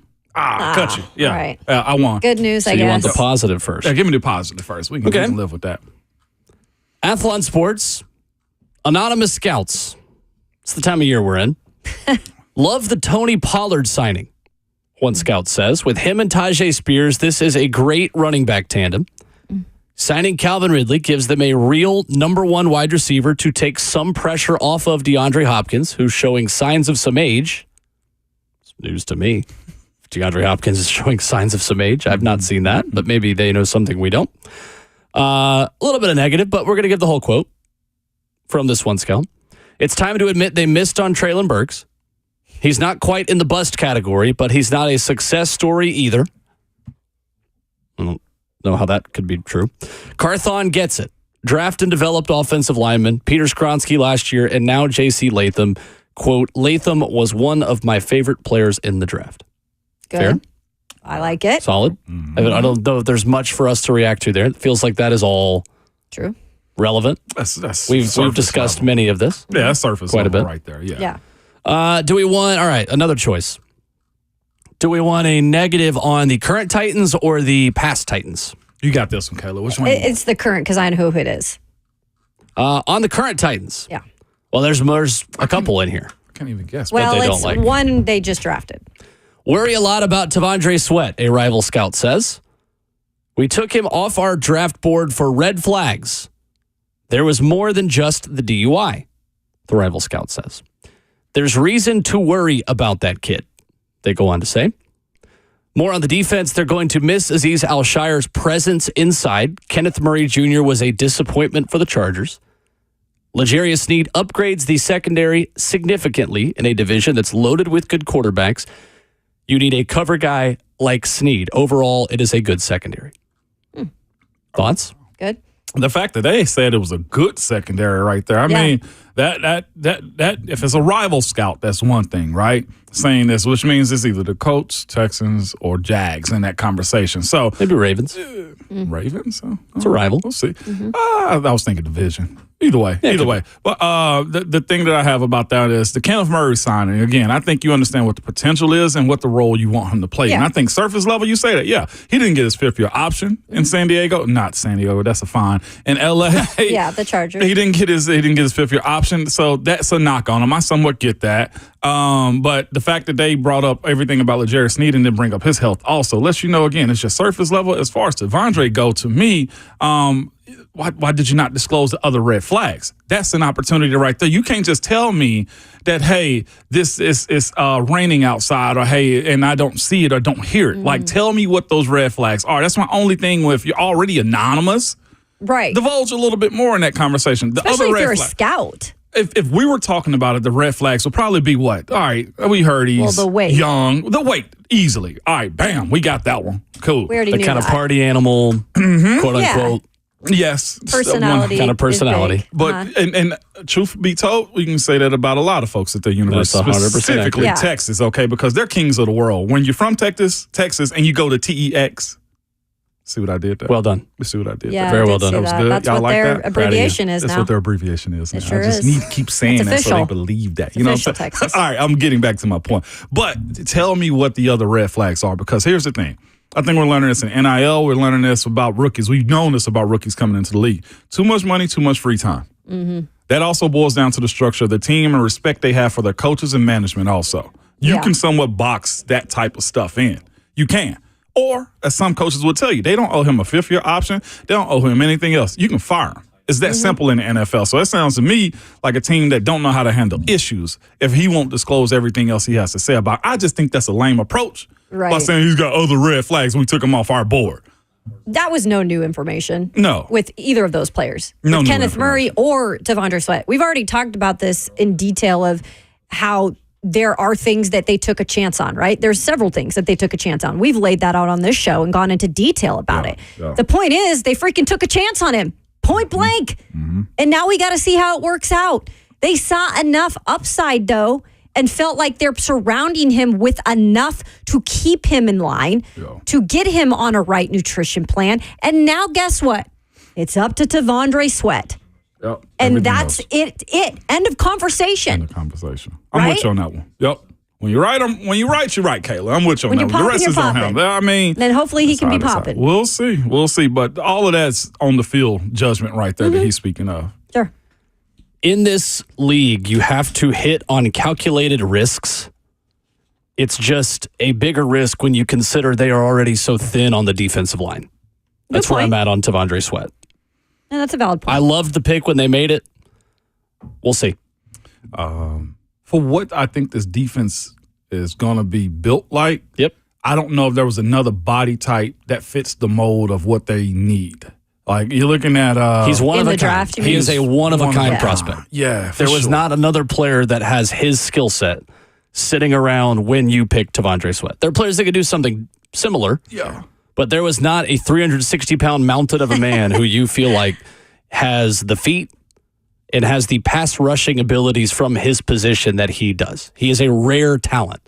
If he hits, I'm telling you, this defense is going to be good if T'Vondre Sweat is good. That is my hill I will die on because I like the secondary, and I think he will cover up the weaknesses you have at linebacker if he's really good.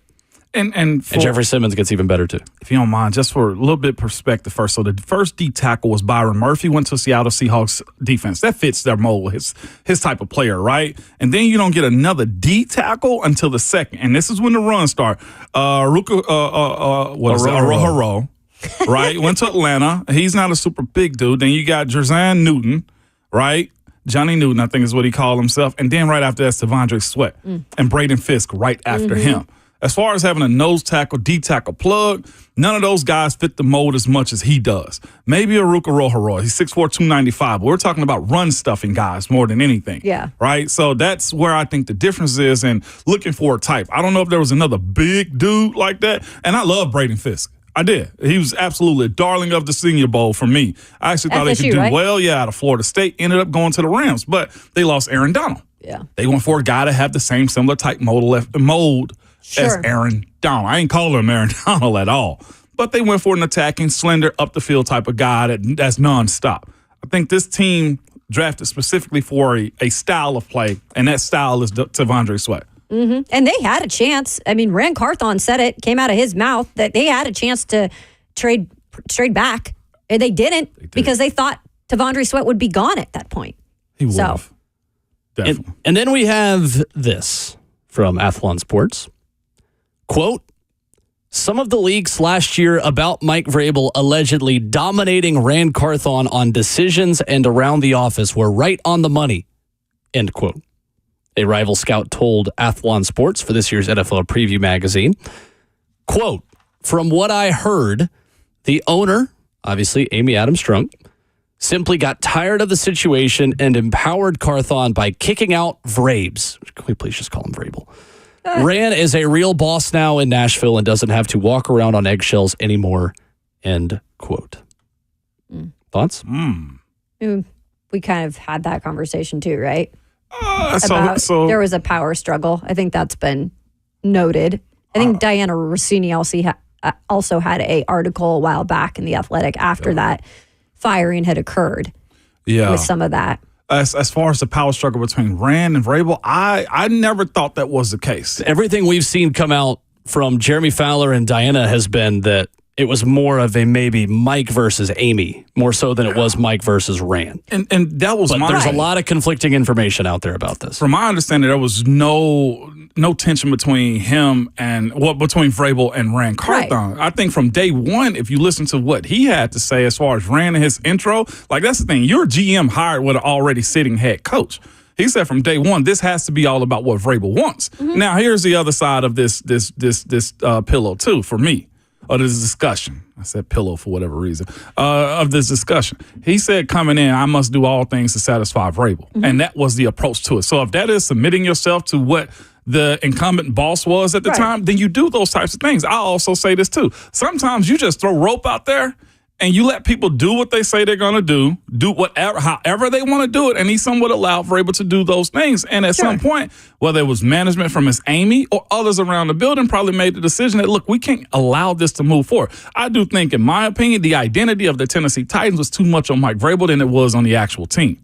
And I actually would not disagree with you on that. And because look at the reaction of the national media when he was fired. Yeah, some people still can't believe he's let go. And I think Vrabel did a lot. No, he did. Ain't no think. He did a lot of great things here. But the tension between him and Rand Carthon, I can't see that being the case when he and the rest of the crew essentially said, we're here to satisfy all the needs that he have.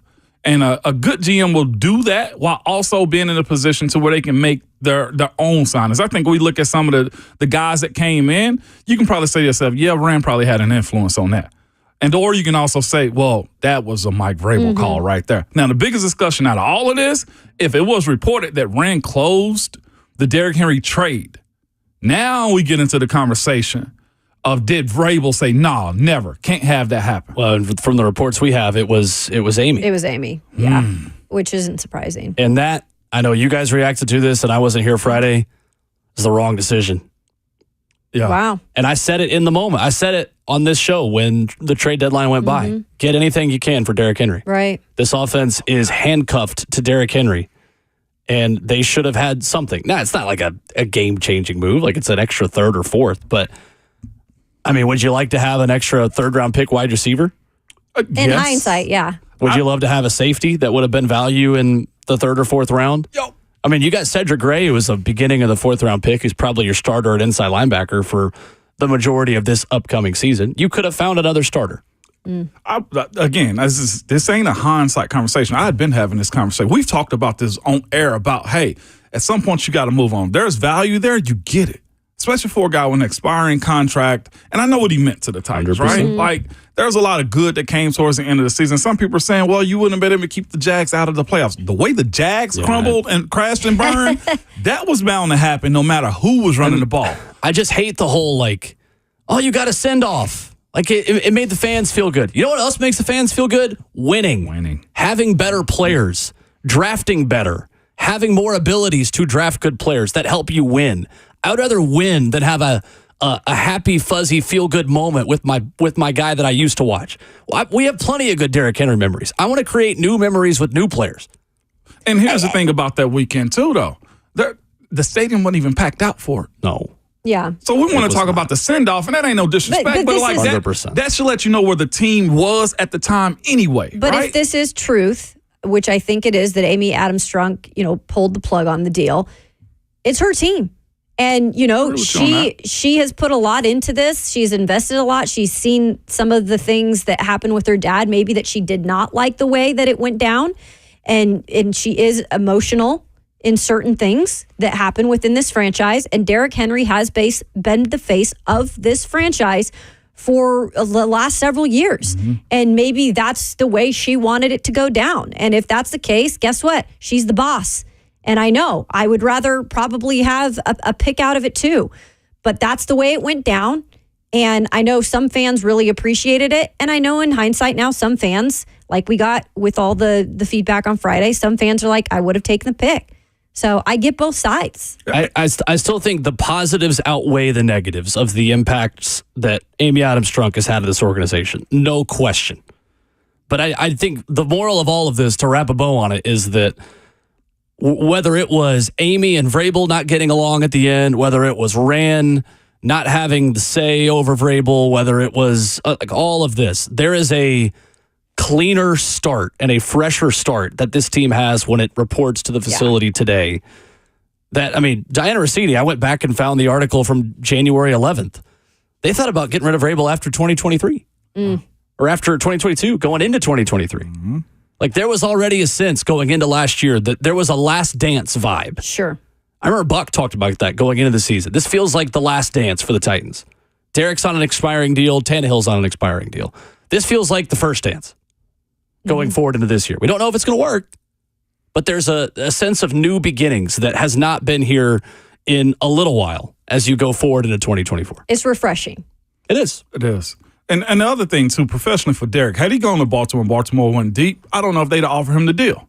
We don't know that either. So That's true. for career-wise for Derek, there's a lot on the line as it pertains to how it would have unfolded career-wise for him. And I think that was probably played out better for Derek in the end. Mm-hmm. But again, most people love their team, not players. Derek he got both. But here's the thing, though, too. Now, Derek's with another darling. Yeah. And at that point, you somewhat want something back at some point other than the send-off. And the send-off was great. Here's a question I have for her. I guess he will have to answer this, too. If he goes to Baltimore and win a ring is heavy, right? It weighs a lot on how you view yourself. Does he retire and be recognized more as a Titan or a Raven at that point? That's what I asked on Friday. Depends on how long he plays it. Yeah. I mean, I'm really interested in that. But with If a he's ring, only there though, for 2 years, no. and a ring, He's still a Titan. Yeah. and a ring, he's still a Titan. Nationally, I think he's recognized more because you got the ring there. Oh, he's a Baltimore Raven. Oh, he got the ring there. Yeah. I don't think know? so. I think he'd have to be there for 5 years minimum to be recognized as a Raven. I don't think he's going to. Time. I think he's there for 2. Whew. I'm not going to root for it, that's for sure. I know that's been a big topic of conversation. God. I'd much rather not even have that conversation because of where it comes from. 615-737-1045. Your reaction to the Athlon Sports discussion on the Titans, the anonymous things. 18-game schedule. Closer than we might have thought. We'll talk about it next.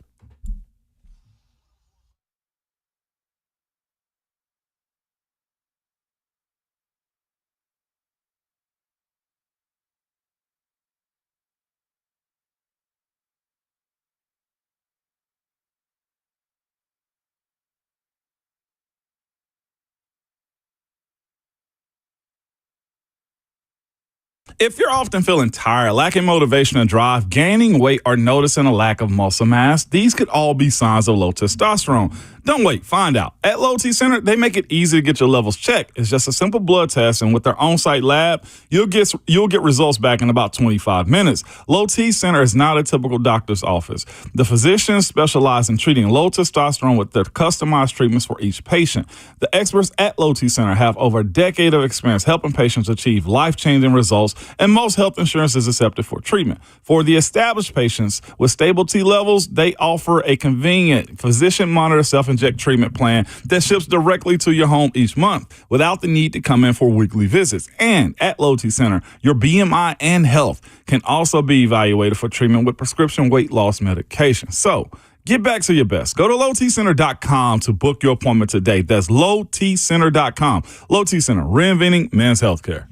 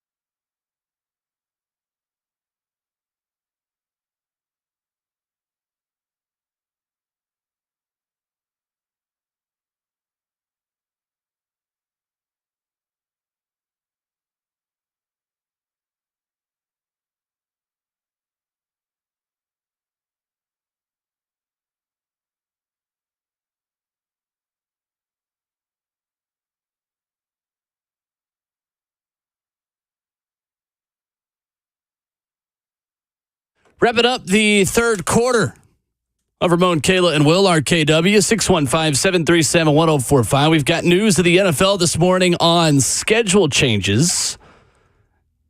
More so than just, it's going to happen. We've got tangible info for you. That's coming up in 10 minutes. Mike in Cleveland joins us, talking about the Mike Vrabel, Rand Carthon, anonymous quotes from Athlon Sports. Good morning, Mike. There you go. Let's go. Strong one. What up, though? What up? Shout out to Bert playing that Method Man, coming into my phone call, recognizing, the trill. Good looking, Bert. Ladies love Mike, too. LL Mike Bert's getting joining a us lot of this love morning. today on this show. LL Mike. No, but I'll try to make it quick. I actually got a comment and a question afterwards. But, so with this article y'all talking about, I don't think this is a thing of Miss Amy. I think Miss Amy is balancing her organization. When she came in, who was the head coach that was hired before the GM? Malarkey hired J-Rob. So then what happens? We all went in saying, when J-Rob got fired, that this is Vrabel's team now. Vrabel, I even made this phone call saying this. Vrabel, this is his team. He got to show. He got to produce. If not, he going to be out. What happened? He didn't show. He didn't produce. So now here it is. It's Rand and Callahan. I just think Miss Amy is just balancing this organization how it's supposed to be ran, because she keeps running into these same situations where head coaches think that they are going to, be Belichick and run everything football operations. So, I mean, I don't think it's a bad thing whatsoever. I think it's what needs to happen. You can say whatever you want, put whatever you want out on the rumor mill, but this is how NFL organizations are ran, correct? So let her run it how it's supposed to be. That's what I think. The question I have is, everybody keeps talking about the front of the defense, the defensive tackle. Do we not have Harold Landry anymore? Why is everybody discounting this man out? He got injured. He had to get healthy. The end of the season, we seen him healthy. We seen him start producing how we remembered, and now we're going into this season with Big Jeff ready to go, on fire, obviously, and Landry, who nobody's talking about, who nobody's thinking about, right there beside him. So I'm not worried about this front. I'm really not. We got two professional dogs up there. It's the second. It is the linebackers for sure, but it's that secondary that's got my mind worried. But other than that, man, I just wanted to call and say what's up and tell y'all to have a blessed day, dude. You too, Mike. Thank you, Mike. Thanks, Mike. Well, I think the issue is that you need more than one It's the edge rusher like that, perspective of right? it. Like Yeah. if one of them goes down again, the Titans have, as an organization, had less bodies playing more snaps. Right.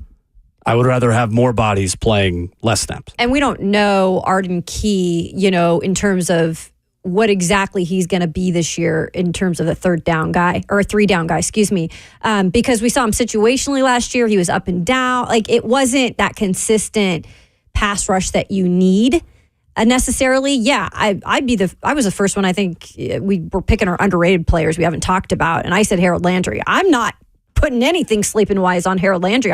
I really do think he's going to have a good year, but you're right, Will. It can't be just Harold Landry in this situation. And I think, talking about the D-line, I look at those guys as outside edge rushers more than D-line. Yeah. Like the interior dudes is Sebastian Joseph Day, Devondre Sweat, Coburn, Adrian Coburn. Keandre Coburn. Texas. That's a Texas guy. Those are our three. Who do you have after that that's developed? I think it's two separate conversations. Like, I think this team is going to want to press the pocket, because here's the thing about it.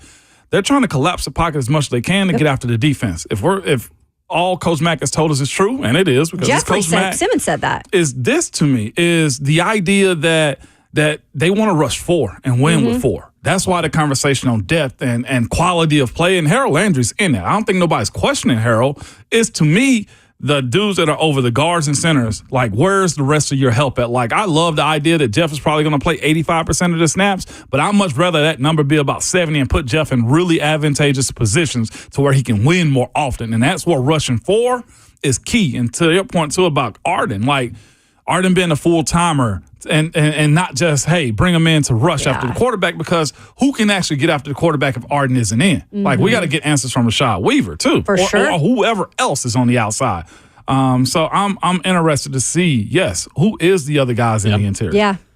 In my opinion, on the topic with Amy Adams-Strunk and Derrick Henry and all those things, I just don't see Amy as the meddling owner telling her people what to do. But I think she will give an answer when asked. We know that from Rand Carthon, though, when they got Calvin Ridley. Like, hey, we called Miss Amy and said, hey, this is what we're going to do. This is what we're looking at. It was like, okay. Like, all of these reports we have, and this is just my opinion, and it doesn't mean much, but I just feel like Amy is not the kind that's vetoing things unless she has asked her opinion on how to move forward. And I still ultimately think that Rand Carthon is the guy in charge.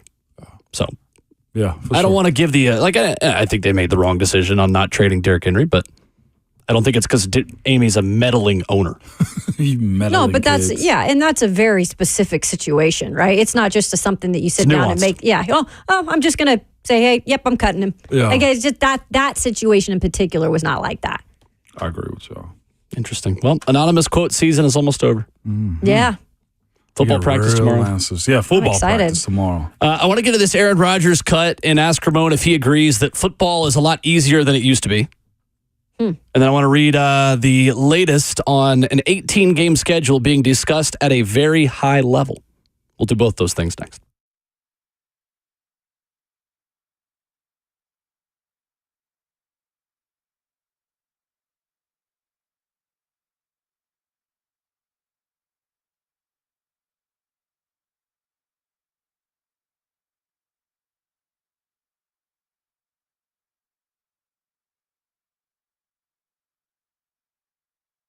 It's Ramon Foster here for Artists and Custom Closets, letting you know, and you know this already, but summer's here, which means the kids are running around outdoor activities, lawn care, pool parties, you name it. The summer is for the outdoors, but during these months, your garage and outdoor spaces become the landing place for all things you do not want in your home. Dirty shoes, outdoor toys, tools, and more. You need to transform your garage and outdoor space into a space of calm and organization with Artists and Custom Closets. Say goodbye to the clutter and hello to custom store solutions that are made to suit you, your style, and your budget, okay? And Artists and Custom Closets, they are local. It's not a large chain. Not only is it local, but the products are manufactured right here in the Southeast, which means you might get them a little bit quicker. And it's not a cookie cutter design either. These are customized to fit your home. So bring some calm and get organized. You can call them at 615-800-2199 or visit them at artistsandcustomclosets.com.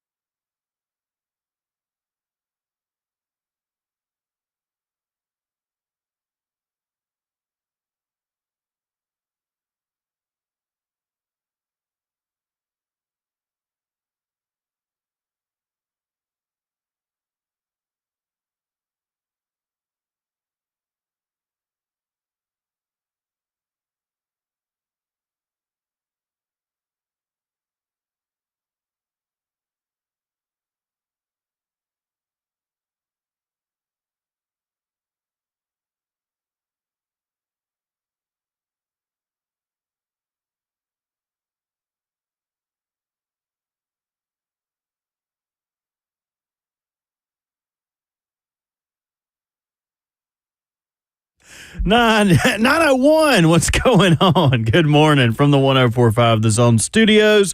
I am Robert Walsh. Tennessee Titans officially report to Ascension St. Thomas Sports Park for the start of training camp, but the first full squad practice of camp scheduled for 9:15 tomorrow, July 24th. Rand Carthon and Brian Callahan both speaking to the media today at 12:15. You can listen to that right here on 104.5 The Zone during the Buck Rising Show. The Green Bay Packers getting ready for training camp, and they're going to do it without their star quarterback Jordan Love. The former first-round pick beginning a holdout over his contract, which is set to expire after the 2024 season. Green Bay's front office has been working on an extension for Love, but no deal has materialized, and training camp kicked off officially on Monday for the Packers. Packers general manager Brian Gutekunst addressed the quarterback's absence, telling reporter he hopes that the holdout will be brief. Jets' new pass rusher, Hassan Reddick, also holding out as he awaits adjustment on his contract, also held out for a mini camp. The Jets traded a conditional third-round pick for Hassan Reddick's services in the offseason. Speaking of free agent pass rushers, Emmanuel Ogbah off the market, signing with the Dolphins.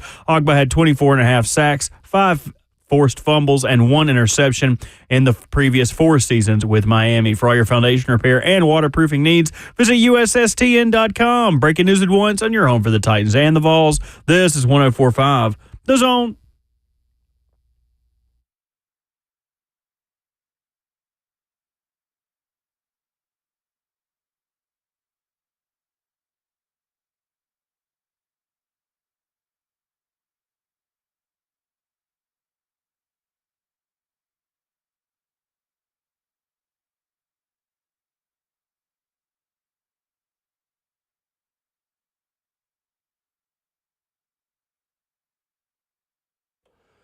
Fourth and final hour of the show, 9 a.m. here already on Ramon, Kayla, and Will. RKW 104.5 The Zone. Ramon Foster, Kayla Anderson, Robert Walsh, Will Bowling. In 20 minutes, we will be joined, as we always are, on Tuesdays at 9:20 by 3HL's Ron Slay. In the meantime, you can call us at 615-737-1045, and it sounds like sooner rather than later, we're going to have an 18-game NFL schedule. This from ESPN.com this morning after NFLPA Executive Director Lloyd Howell talked with the Washington Post. The NFL Players Association and the National Football League have had discussions at a, quote, very high level over potentially adding an 18th regular season game to the schedule. Howell telling the Post, "We have talked at a very, very high level superficially with a recognition about, this is something that we should be talking about, and we should really kick the tires and understand what else goes into that decision-making process." Howell telling the Washington Post, where does that 18th game come from? I think the foregone conclusion is, well, you just grab it in what would otherwise be preseason games in August, and you play it forward. Details that need to be fleshed out. Says there are economic, health, and safety matters that also need to be clear to our members before there's ever an agreement about an 18th game. Yeah. When we went to 17, here's the thing. There's no professional league, I think, that plays an odd number of games. MLB, 162. NBA and NHL, 82. NFL, 17.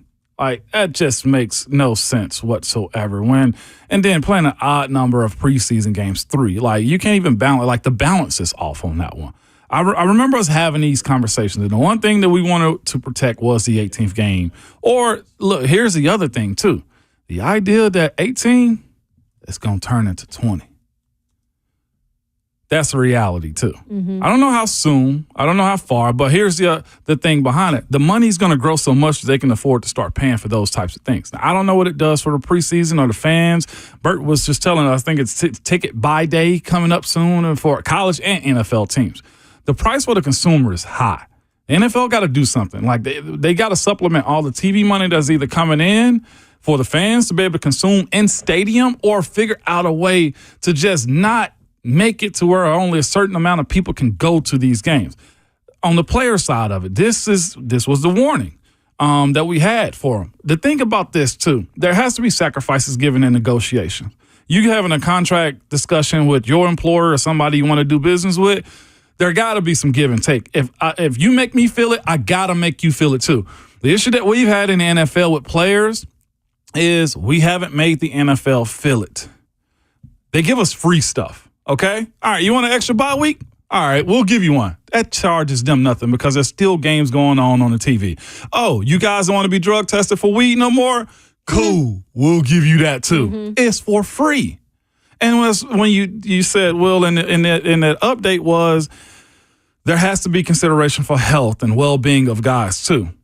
Well, we had those discussions. All right, fellas, we need an extension of medical post football because that 5 years, I'm actually about to come up on mine, I think, next year. That 5 years goes quick. I still feel fine, but I'm sure after 5 years, because there's been studies that they don't release to us, there will be more feeling of what football did to me. And you know what? I live and I'm okay with that, okay? But the understanding that money has to be paid out of the NFL pockets, there has to be a change in this. This is one thing that we've said. But you know what they did? They said, we'll raise the minimums. And guys will hire. Well, what can we do about that? We'll give you more money. We'll get to $1 million minimum before soon. Guess what? With these networks getting, how much is Amazon getting? $50 million for one game?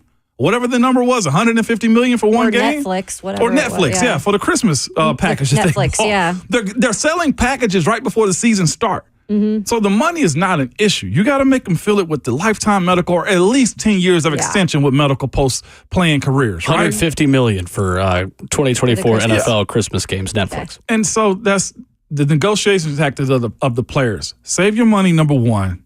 And two, make them feel it if you're going to give up that 18th game. Because to say, all right, we ain't going to test you for smoking weed, you idiots, it's so easy to pass a weed test anyway. Like, what are we talking about?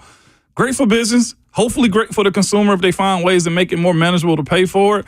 But we knew this was going to happen. Nobody has an odd number of games during the season.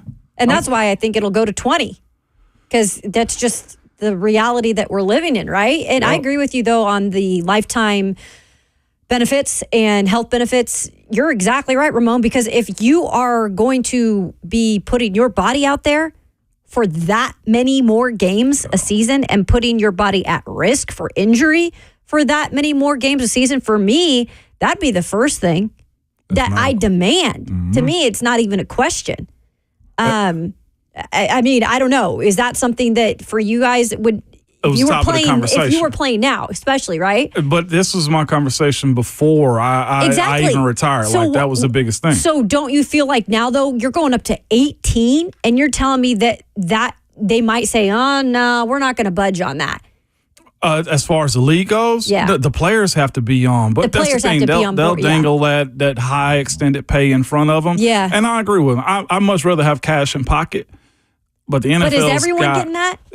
They will, because if they raise the minimums, everybody will have a little bit more. Sure. So, and that's what they sell you on is now you're like when I came into the league, the rookie minimum was I think $405,000. That's about right. So that was, I ain't gonna say that was low because it was a lot of money at the time. But like getting the league minimum to $1 million for what you do on the day to day, I think is a great thing for guys. But here's the thing: what's $1 million in today's economy? It's not the same as it was in 2009. No. Interesting.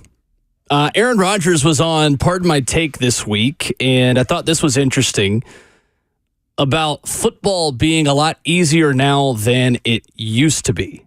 You're already shaking your head.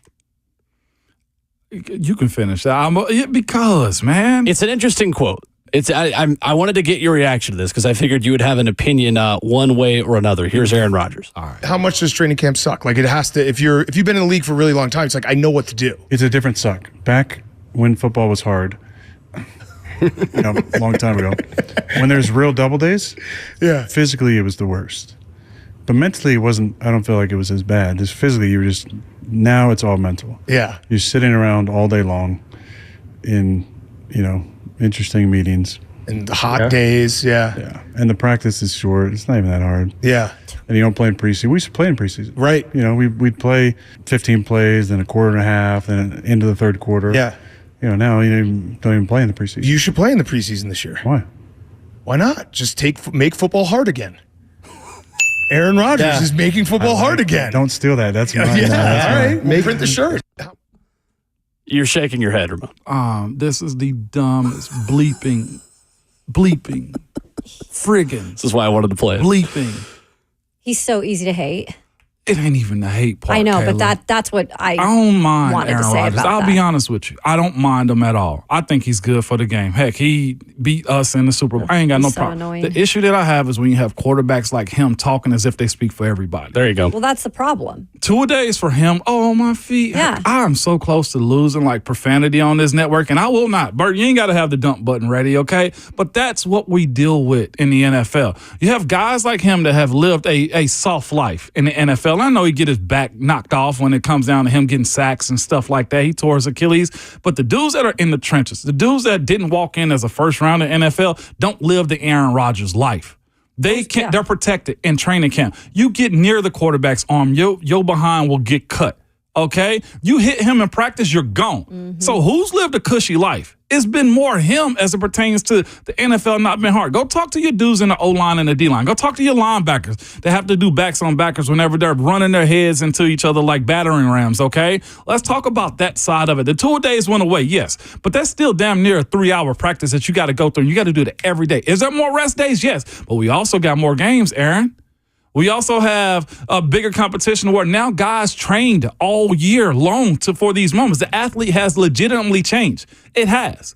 So to have him, and the other issue I have with him is the last time we had these CBA conversations, I've never seen Aaron Rodgers at an NFLPA meeting, ever. He wanted to come in and derail everything about this deal that we had on the table for no other reason other than his interest. You know what his biggest gripe was? Green Bay, for the most part, and I think it's all of their contracts. They require their players because Green Bay as a city probably sucks, right? Ain't nothing to do in Green Bay. But most of their contracts, if I'm not mistaken, is workout bonuses, or you got to be in that city for about 80% of the time. That's you and the agent problem. That ain't an NFL. That's not a global problem. Pittsburgh never required me to stay in Pittsburgh for a workout bonus, right? I know some guys that did have them. You can say, no, I don't want that $50,000. Never mind. Put it somewhere else. Make it an escalator for play, right? Like, he's got issues with the league that are him type of issue, or the teams that he played with type of issues. The NFL is not soft. Ask guys that have been through it, like Ryan Shazier that broke his back. Ask Colton Dowell, who had his knee tore up this past year, right? Well, and he had his Achilles injured, so he has the Achilles going to go regardless, right? And he could have done that walking down the street. Dealt with that. Yeah. But these are all the reasons why you might like him, Ramon. That's great. That's why I think he's annoying, because he's so self-absorbed that it's like, that's fine if he's your quarterback and he can lead you to a championship and all the players will love him. But you just said it yourself. He's not speaking for a majority of players. But he's coming out here and speaking about himself. But he's on a different timeline. He's in a different. But my thing, he gets on Pat McAfee, and his voice resonates more than anybody else. And here you'll go having fans in the stands. You MFers are soft. That started because Aaron Rodgers is going on Pat McAfee saying the NFL is cushy. No, the hell. But you like him. Somebody. You just said you liked him. I ain't got no problem with him. Yeah. Okay, but he's saying all this stuff. Him. No, I ain't say I liked him. I say I ain't got no problem with him. But you I have think a it's more problem of with what he's saying. I got a problem with because what it he's doesn't saying. It's more relate of a to quarterback. Yeah. Like, he can't speak. But he's a different level. The 75% of people who talk are representing what? 10% of the league. Yeah. I think that's the bigger thing, right? That's the Is issue. that like the Mahomes and Prescotts and Rodgers and Tom Brady even represent 5 to 10% of the NFL. However, they're the ones that get to say the loudest things. And people believe them the most. Now perceptions are created that we're soft in the NFL, or that the game is more cushy, or hey, you guys you need more physicality. And that is more to the game than the physical. Have y'all ever heard me overly mention the physical part? Like, it's more mental than anything. Everybody can play the physical game. It's can you survive it day in and day out? That was my comparison on the basketball, right? On the commercial. Can you handle it day in and day out? And a dude like Aaron Rodgers has never had to handle it day in and day out. He can't be. Well, have we ever heard of an NFL quarterback getting sacked in live reps in practice? Everybody's live, but the quarterback. Stay away from the quarterback. It's like the president. President's a bad example. That's a bad word to use. CEO. It's like the mayor talking about what it's like to live in the bad part of town. Boom. That's what it's like. It's like, oh, it's cushy to live here. Yeah, well, you live in the governor's mansion. You live in the mayor's house. You don't live on the other side. All right. That's I think the bigger conversation. It's fair. Ron Slay will join us as he does every Tuesday at 9:20. That's next.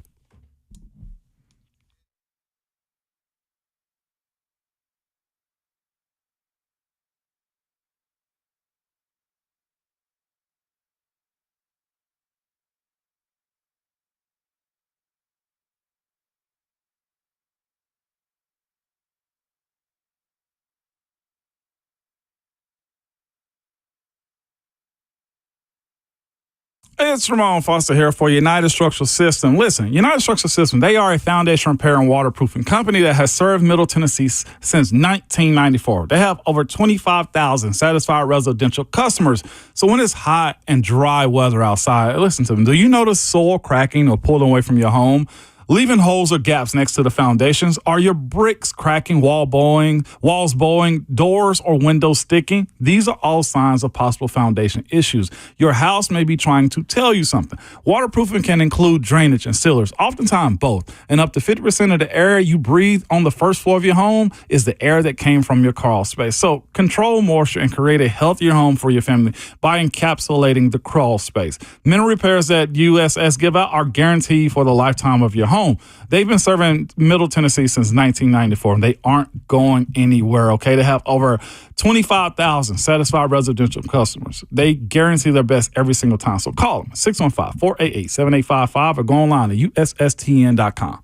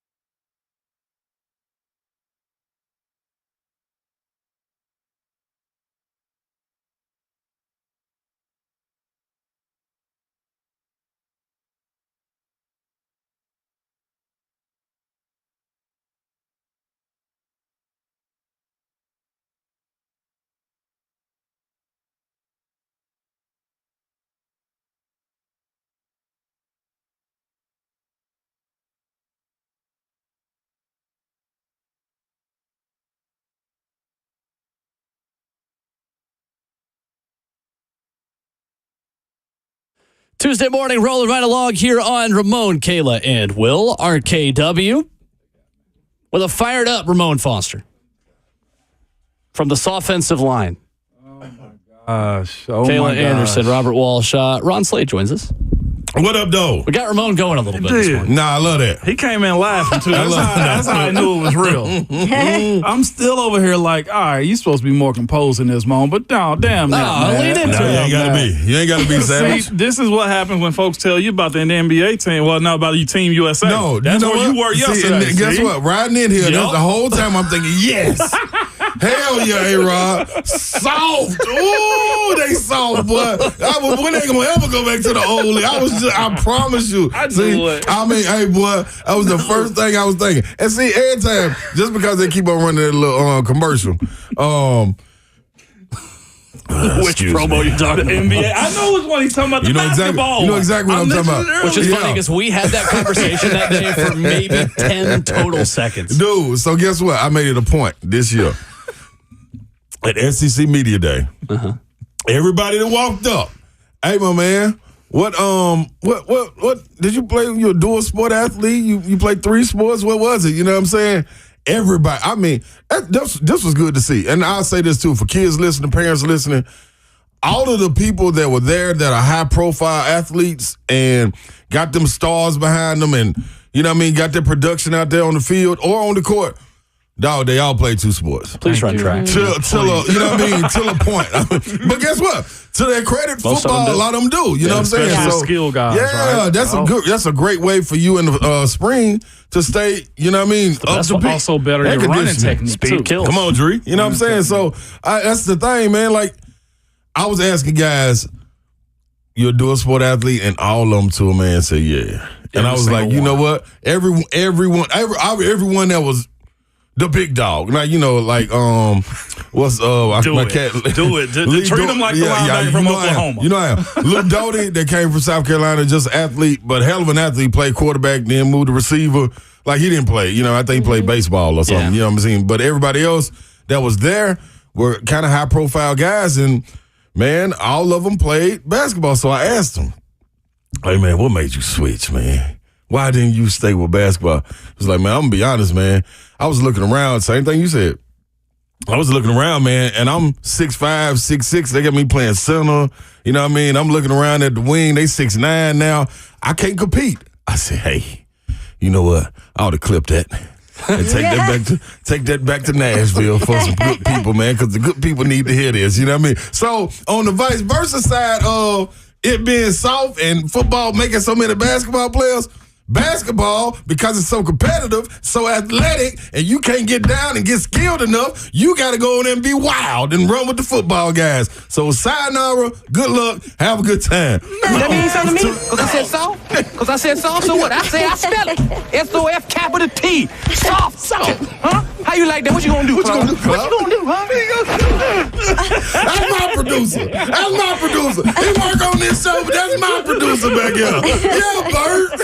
I just told Bert that in the hallway. My boy already had it peeled out. That's what I'm talking about, man. So y'all just got a cool together, huh? No, just scheming out here, Hey, man. I'm just saying, look, dog. I've always admitted that, though. I've always admitted. We went to an AAU tournament. At the time, I thought I was the next Ron Slay, y'all. I was wearing a headband. I ain't gonna say basketball was my love, okay? Because Nardo was the older brother, and I was like, man, I ain't finna do what the hell he doing. I'm gonna create my own lane, so I'm gonna follow him.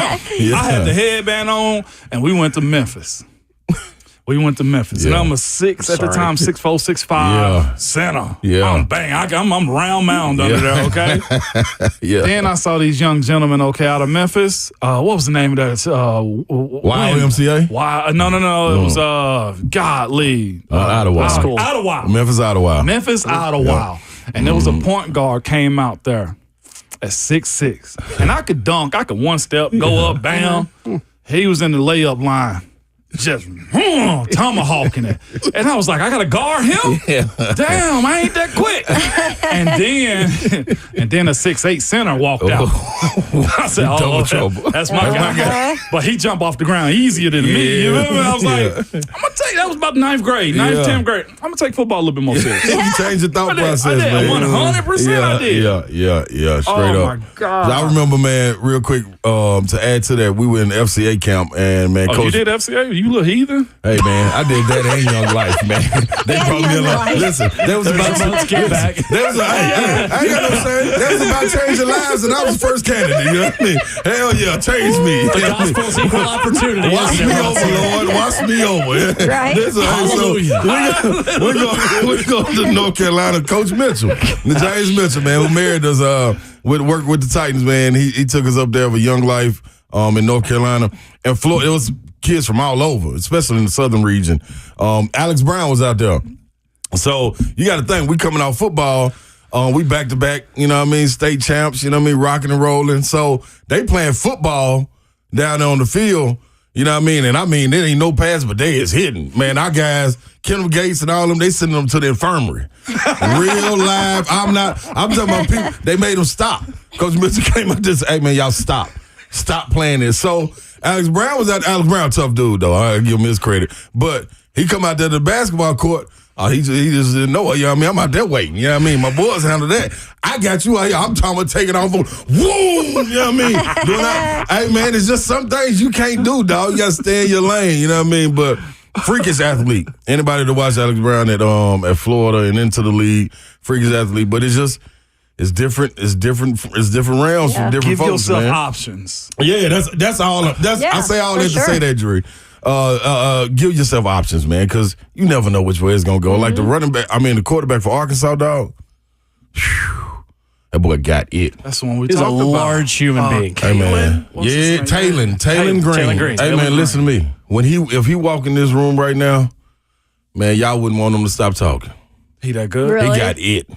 If it matched up to anything like his personality is, his character, you know what I mean, the way he speaks and his aura that he gives out, if that matches up on the field, and it's likely with Bobby Petrino, it's serious. He said Bobby Petrino was the first person to call me every single morning. He said, he answered the phone, Coach, I'm asleep. It was like, okay, well, call me back in 30 minutes. Wake-up call, yeah. He was like, man, Pittman said it. He said, Bobby Petrino said, Pittman asked Bobby Petrino, hey, what do we need to go win? He said, I need my quarterback. Okay. Former Boise State QB. Yeah, so he went and got him. He said, well, go get him.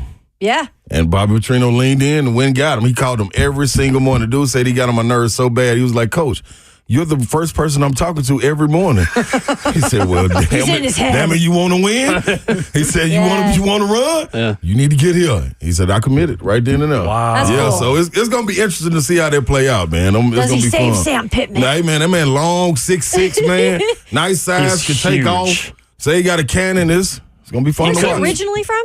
I'll be lying, Kayla. Okay. I don't remember. He told us, Because he but came from Boise State, like you said, right? yeah, but I don't remember. I know Petrino was recruiting him before, and went back and got him. Taylon Green is from Louisville High School in Louisville, Texas. There you go. Wow. There you go. That's right. Because we was asking like, what about that Texas Arkansas little rivalry right there? He was like, man, I'm just kind of in the middle, man. I'm cool. I'm going where I want to go. I was like, that's cool. He is listed at 6'6", 223. Man, listed. he every Keywords. bit of it. He looks 6'7", man. He said, I'm not saying I'm over 6'6", so he said it don't work for quarterbacks going over the 6'6". This is one area where the NCAA football game has increased ball knowledge all over the country. I know about Taylon Green because I played him. There you go. Virtually. Get yourself the game. That helps, man. With my national championship Vols. Slay, what else stood out from SEC Media Days? Any other? So we talked with Andy Staples yesterday, and he mentioned to us, I said... Yeah, because I ain't get to talk to y'all. I had to run. I know. Yeah. I know you said coconuts, and I said, I hope you make him some pina coladas. Coconuts are having I had no idea what the hell was going on. We had them coaches rolling up, man. You fell out of the coconut tree, and literally, that's a big topic of conversation nationally. Andy Staples told us, because I mentioned like Josh Heupel prides himself on saying as little as possible in the media, and then you get off camera, and the guy is not at all what I think people would expect. Yep. Andy Staples said, I felt like he was that way on the record this time and said, when I sat down with Josh Heupel, there is a quiet confidence that he has, and he thinks it's because of how good this defense might potentially be. What did you take away from your sit down with Heupel, and did you notice a little bit of a difference in his demeanor? Well, it's tough to say because he's always that way with us. You know what I'm saying? 100%. I've seen that. Those conversations happen with you guys. Yeah, and it's and I think it was kind of 50-50 throughout Radio Row. Yeah. Because there was a lot of people walking over was like, man, did Heupel give y'all anything? Before he would come to their table. Yeah. Is he giving y'all anything? Everyone always walks up to 3HL like, what'd y'all get? Like, dog, he gave us a lot. I mean, but then they'll come back and be like, well, he didn't really give us that much. He was kind of guarded. I was like, man, well, and then you heard people like Andy Staples say, yeah, he talked confident. And he did. I think a lot with him is if you don't ask, he's not going to answer it. I mean, he ain't going to give you anything. If you ask him, he'll give it to you, but you got to ask the right question with him. So asking him about the defense, like he put his head down and was like, took a deep breath and was like, man, people do not understand what we were up against. Like coming in with the sanctions, having to recruit, not having our full allotment of a roster. Like I took it as, dog, for us to have this type of success with this, these expectations around the program is kind of wild. Because it shouldn't have been to that point. It should have been a build-up. But to come out and strike it the way they did offensively, and that held the defense down, I think it was shocking to him. And now, listening to him, it's like, we got the guys now. You know what I'm saying? He said, we look like it coming off the bus. Yeah. That's different. You know what I'm saying? Like, I remember telling Savage about 5 years ago, like, dog, this look pitiful. Like, this look pitiful. They don't even look like SEC caliber football players. You know what I'm saying? Now you got that beef up front. It's a different way of thinking. Tim Banks got him going. Rodney Gardner, he got him going. Like everybody praises Coach G, even guys that are not on defense. You know what I mean? Praise him. So it's you can feel the confidence.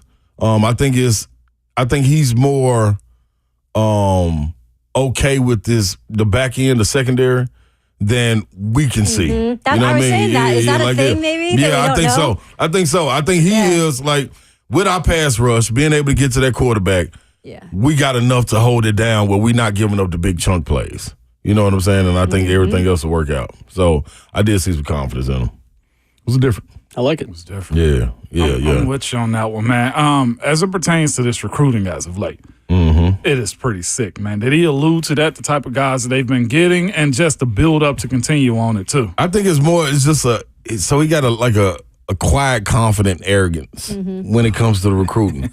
You know what I mean? Quarterback. And it's more so not letting. He's not saying it. He'd rather everybody else around him say it. Because if you ask him about it, the first thing he's gonna say, what you think about him? You know what I mean? That ain't what you do. You know what I mean? Not if you're not confident in it and know you got a guy, you don't. Cause I'll give you for instance, like you talking about the quarterback, but I asked him about Boo Carter. I'm like, man, well, give me what that secondary can be. You know what I mean? And then matter of fact, just tell me how you gonna be able to play Boo Carter. And he was like, I don't know if I'm gonna be able to keep him off the field. Let me just say that. He was like, man, the man has an attraction to the ball. I said, defensively? He was like, yeah, it's kind of different. You know what I mean? So with him saying that, it's like, I got some stuff. I don't want to let it out. And you can hear it from the players, too. You know what I mean? What's my guy that came back, Peely? Yeah, he was saying the same thing. He was like, man, we were like, don't y'all feel like you kind of being overlooked? Not enough people talking about you. They're talking about 6th, 7th. You know what I mean? He was like, the whole team kind of like it like that. Keenan Peely, who's my age, by the way. Yeah, right. Is he 26? Yeah, every bit of it. Yeah. We got a family. Yeah, real life. Yeah. Wife, the whole thing. Yeah. So he was like, man, we want to not go under the radar, but we want to go get what's earned. You know what I mean? And take it game by game. And I think listening to him, the big old talk, man, I think they got something in store. I'm gonna be honest, because the offense is getting. Cooper Mays is confident about his line. You know what I mean? It's a confidence, but it's not bragging. And it's kind of like when you ask him, everybody kind of like smirk, like, yeah. Oh, y'all on the song. That's what's up. Okay, yeah, we'll see y'all game one. The team that was loud, they just come out loud. What was Texas's TEX presence like? Tex-Mex came through, man. They was. You can feel it. And I think it's just the aura from Texas. Just being them. You know what I mean? Like I'm gonna be honest, they don't mean no harm. You know what I mean? It's just one of them kids, man. They got their school shopping done early. You know what I mean? They got their stuff already on around the neighborhood. The school don't start till next week. They still walking around, going to the center, going to the park, wearing their new clothes. It's like, dog, we see you. Why don't you save that? Yeah. They can't help it. They just so happy. You know what I mean? They can't help it. But it is what it is, man. I think Sark understands, but I think Sark went out and put, this is how you think he has a good team. He went out and put the onus on himself. Like, this is the best Texas team we've had. We tried to build this for 2 years. We expect to go in here and go in and compete. Mm-hmm. You know what I mean? So I don't think nobody else was putting expectations on him until he said that at the podium. Now it's like, oh, well, y'all better go deliver then. Yeah. Go ahead. No, I was curious with LSU. They're a team that I think has a lot in terms of trying to prove themselves in a short amount of time.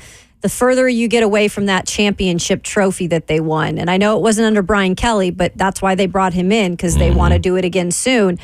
The more I'm like, okay, how quickly can they make this happen in an SEC world that you've got 5 teams that are trying to do this, but it's expected down there. Right, it is. And I think they supposedly have some receivers that's supposed to be able to step up. I don't think you'll ever be able to replace, Jacob Hester was saying that you can't replace Neighbors and Brian Thomas. There's just no way. But you got to do it by collective effort. His main concern was the defense, being able to put guys in the spot that they're supposed to be in. What's my guy, the linebacker? Harold Perkins. Harold Perkins. Inside is like, versus outside. It's more so like, let's get him on the edge, let him go be him. You know what I mean? Quit trying to hide him. And then you got to get some guys up front that can keep him clean, where he can get active and do what he want to do. But the defense is what's the question for me. I think they believe in their quarterback. They believe in their offensive line for sure because of the offensive line. That's why they believe in the quarterback. Yep. Right. Not going to be scrambling. He said, I can run when I want to. You know what I mean? But that don't mean I'm about to be Jaden Daniels and take it off like that. Yeah, I heard that interview with him. He's just like, it's not me. But he seems like the guy that can make the plays. Right. And get it to his playmakers and get out of the way. He's making it not about him. Yep. He said that's what he learned from Jaden Daniels, man. Just keep shining the light on everybody else. So, I mean, you don't have to deal with all that until you're ready. So that's what it feel like when it coming from. What's the name? Musbanger or whatever the name is. That's a hell of a name. No, I love that. You made Bert turn his light on. My boy like it. That was for him back there. Garrett Nussmeier. Yes. Nussmeier. Hey, you were close. I was entertained by the same thing. I was entertained by the guesses. I wanted you to keep going. Yeah, I don't know, man. Yeah, see. Sometimes you gotta say what you feel, and you know what I mean. Just go with it and act like you know what you're talking about. Like when you call football players soft. Coming up. Oh God. All comes back to soft. What is Ron Slay watching as training camp begins here in Nashville? We'll ask him that next.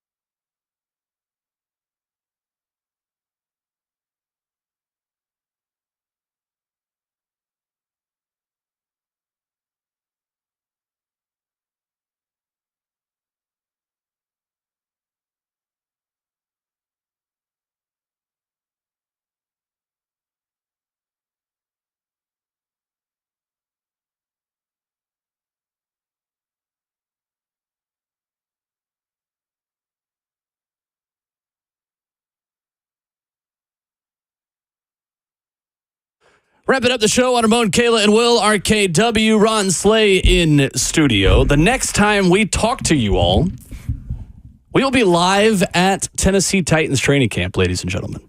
How about that? Love that. It's a good time, man. American rules tackle football will be practiced arm's length away from us. Not the Olympic kind. No, not the soft kind. All right. I love it. I'll be right. Have you told Mason Rudolph, like, you're soft, man? No, because it's understood. He knows it. That's the reason quarterbacks, they take care of us. Like, Aaron Rodgers is a different lizard. Is all that is. I don't even know if he's a lizard. What, I say something wrong? He might be something else. He might be an alien. A lizard created the earth. Slay, when practice... That's another thing. You can't believe a man that believes the world is flat. Like, what are we talking about here? All right, go ahead. You can continue on with the sports. Anything else? Kyrie? I think that's about all. Slay, when training camp begins tomorrow, other than Traylon Burks, what are you most interested to watch? That's my guy right there, man. You know what I mean? Yeah, we rock and roll. I figured that would be your answer. Yeah, he gonna show out. I'm telling y'all just keep your eyes open. What am I watching, man? I do want to see the depth of the interior linemen, defensive linemen. See how the linebackers move, inside linebackers. I'm cool on the edges and all that, the DNs. I'm straight on all that.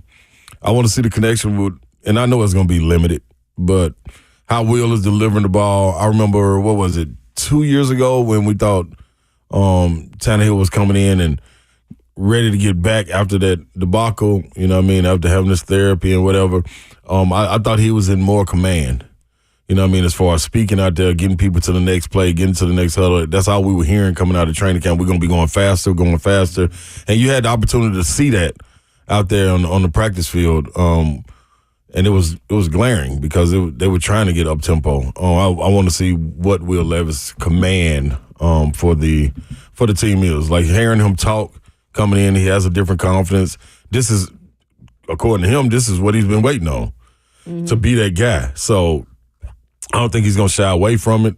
You saw that in the offseason workouts, him taking his guys away, getting work in, taking about a week vacation, coming back and having everybody, plenty clips of them all working out over at Vanderbilt with different guys. So him staying in the groove and, you know, taking on that leadership role, I think that's going to be the biggest part. I think you got to have somebody to kind of offset Big Jeff and have that communication, be that leader. You usually would be Byard coming into it. So now they coming into a training camp without him. Does Amani take that next step because he wants to be the guy as well? I don't know what what's my guy name that came in from Kansas City? Sneed. I don't know if he's a talker like that, but everybody leads differently. But when you get paid that way, like, you're expected to lead either that room or take on that you got Jamal Adams too now. Yeah, that is a known. There you go. So how do you get that going? Like, that's what I want to hear. What were the voices? Who's in command? Who's shying back? Like, who's letting somebody else take the reins? And who's taking the reins and saying, this is our team and we're going to roll with it? Sure. Yeah. So leadership. I like it. How much leash is given to? I'm talking about the entirety of the year. Yeah. Because he's had the entire offseason with the head coach and the offensive coordinator as far as Will Levis goes. If this doesn't go well for him this year because of performance, does he have much grace? And this is way too early to be asking this question, but I think it's a real one considering new staff. They didn't draft him. He's a second rounder. All the things. Like, if it doesn't go well for him and he's hovering at 59% completion rate, how much grace is given? I think it depends on I think it depends on why is he not being successful? Is it because he's not doing what the coaches are asking him? Is he trying to do his own thing and taking chances? Is he not trusting what my bad. I'm good. Is he not trusting what the play call is? Like, I think we saw a lot towards the end of the season, like him getting it to D-Hop, and that's cool. Get that connection going. But it was other guys open, and it was more so like, all right, let me take this right here. Instead of, you know, what the scheme may be, let me take this underneath the route. Let me get this. Let me get these 8. Let me get these 8. Then let me pop it for, 30 or whatever it may be. Are you cool with taking the dump downs without – and that kind of go back to what we were talking about with Nussmeier, like him giving up the shine to everybody else. You got all these playmakers. Will you let them go make plays? Or do you want to be the guy to make the play? Sure. I think that's what you have to go back and look at and see, man, why wasn't he successful if he wasn't? Yeah. You know what I mean? And so that's an if. That's the reason I just asked. Huge if. He gonna be the topic of conversation for the most part of this Ain't no year. question. It is supposed to. You've been Not saying in that the it's a quarterback line. league. Again. Yeah. You ain't got no. Yeah, we seen what it looked like when you have just the running back to face of your franchise. Like, you can only go so far. You know what I mean? The same knock that they keep putting on Lamar.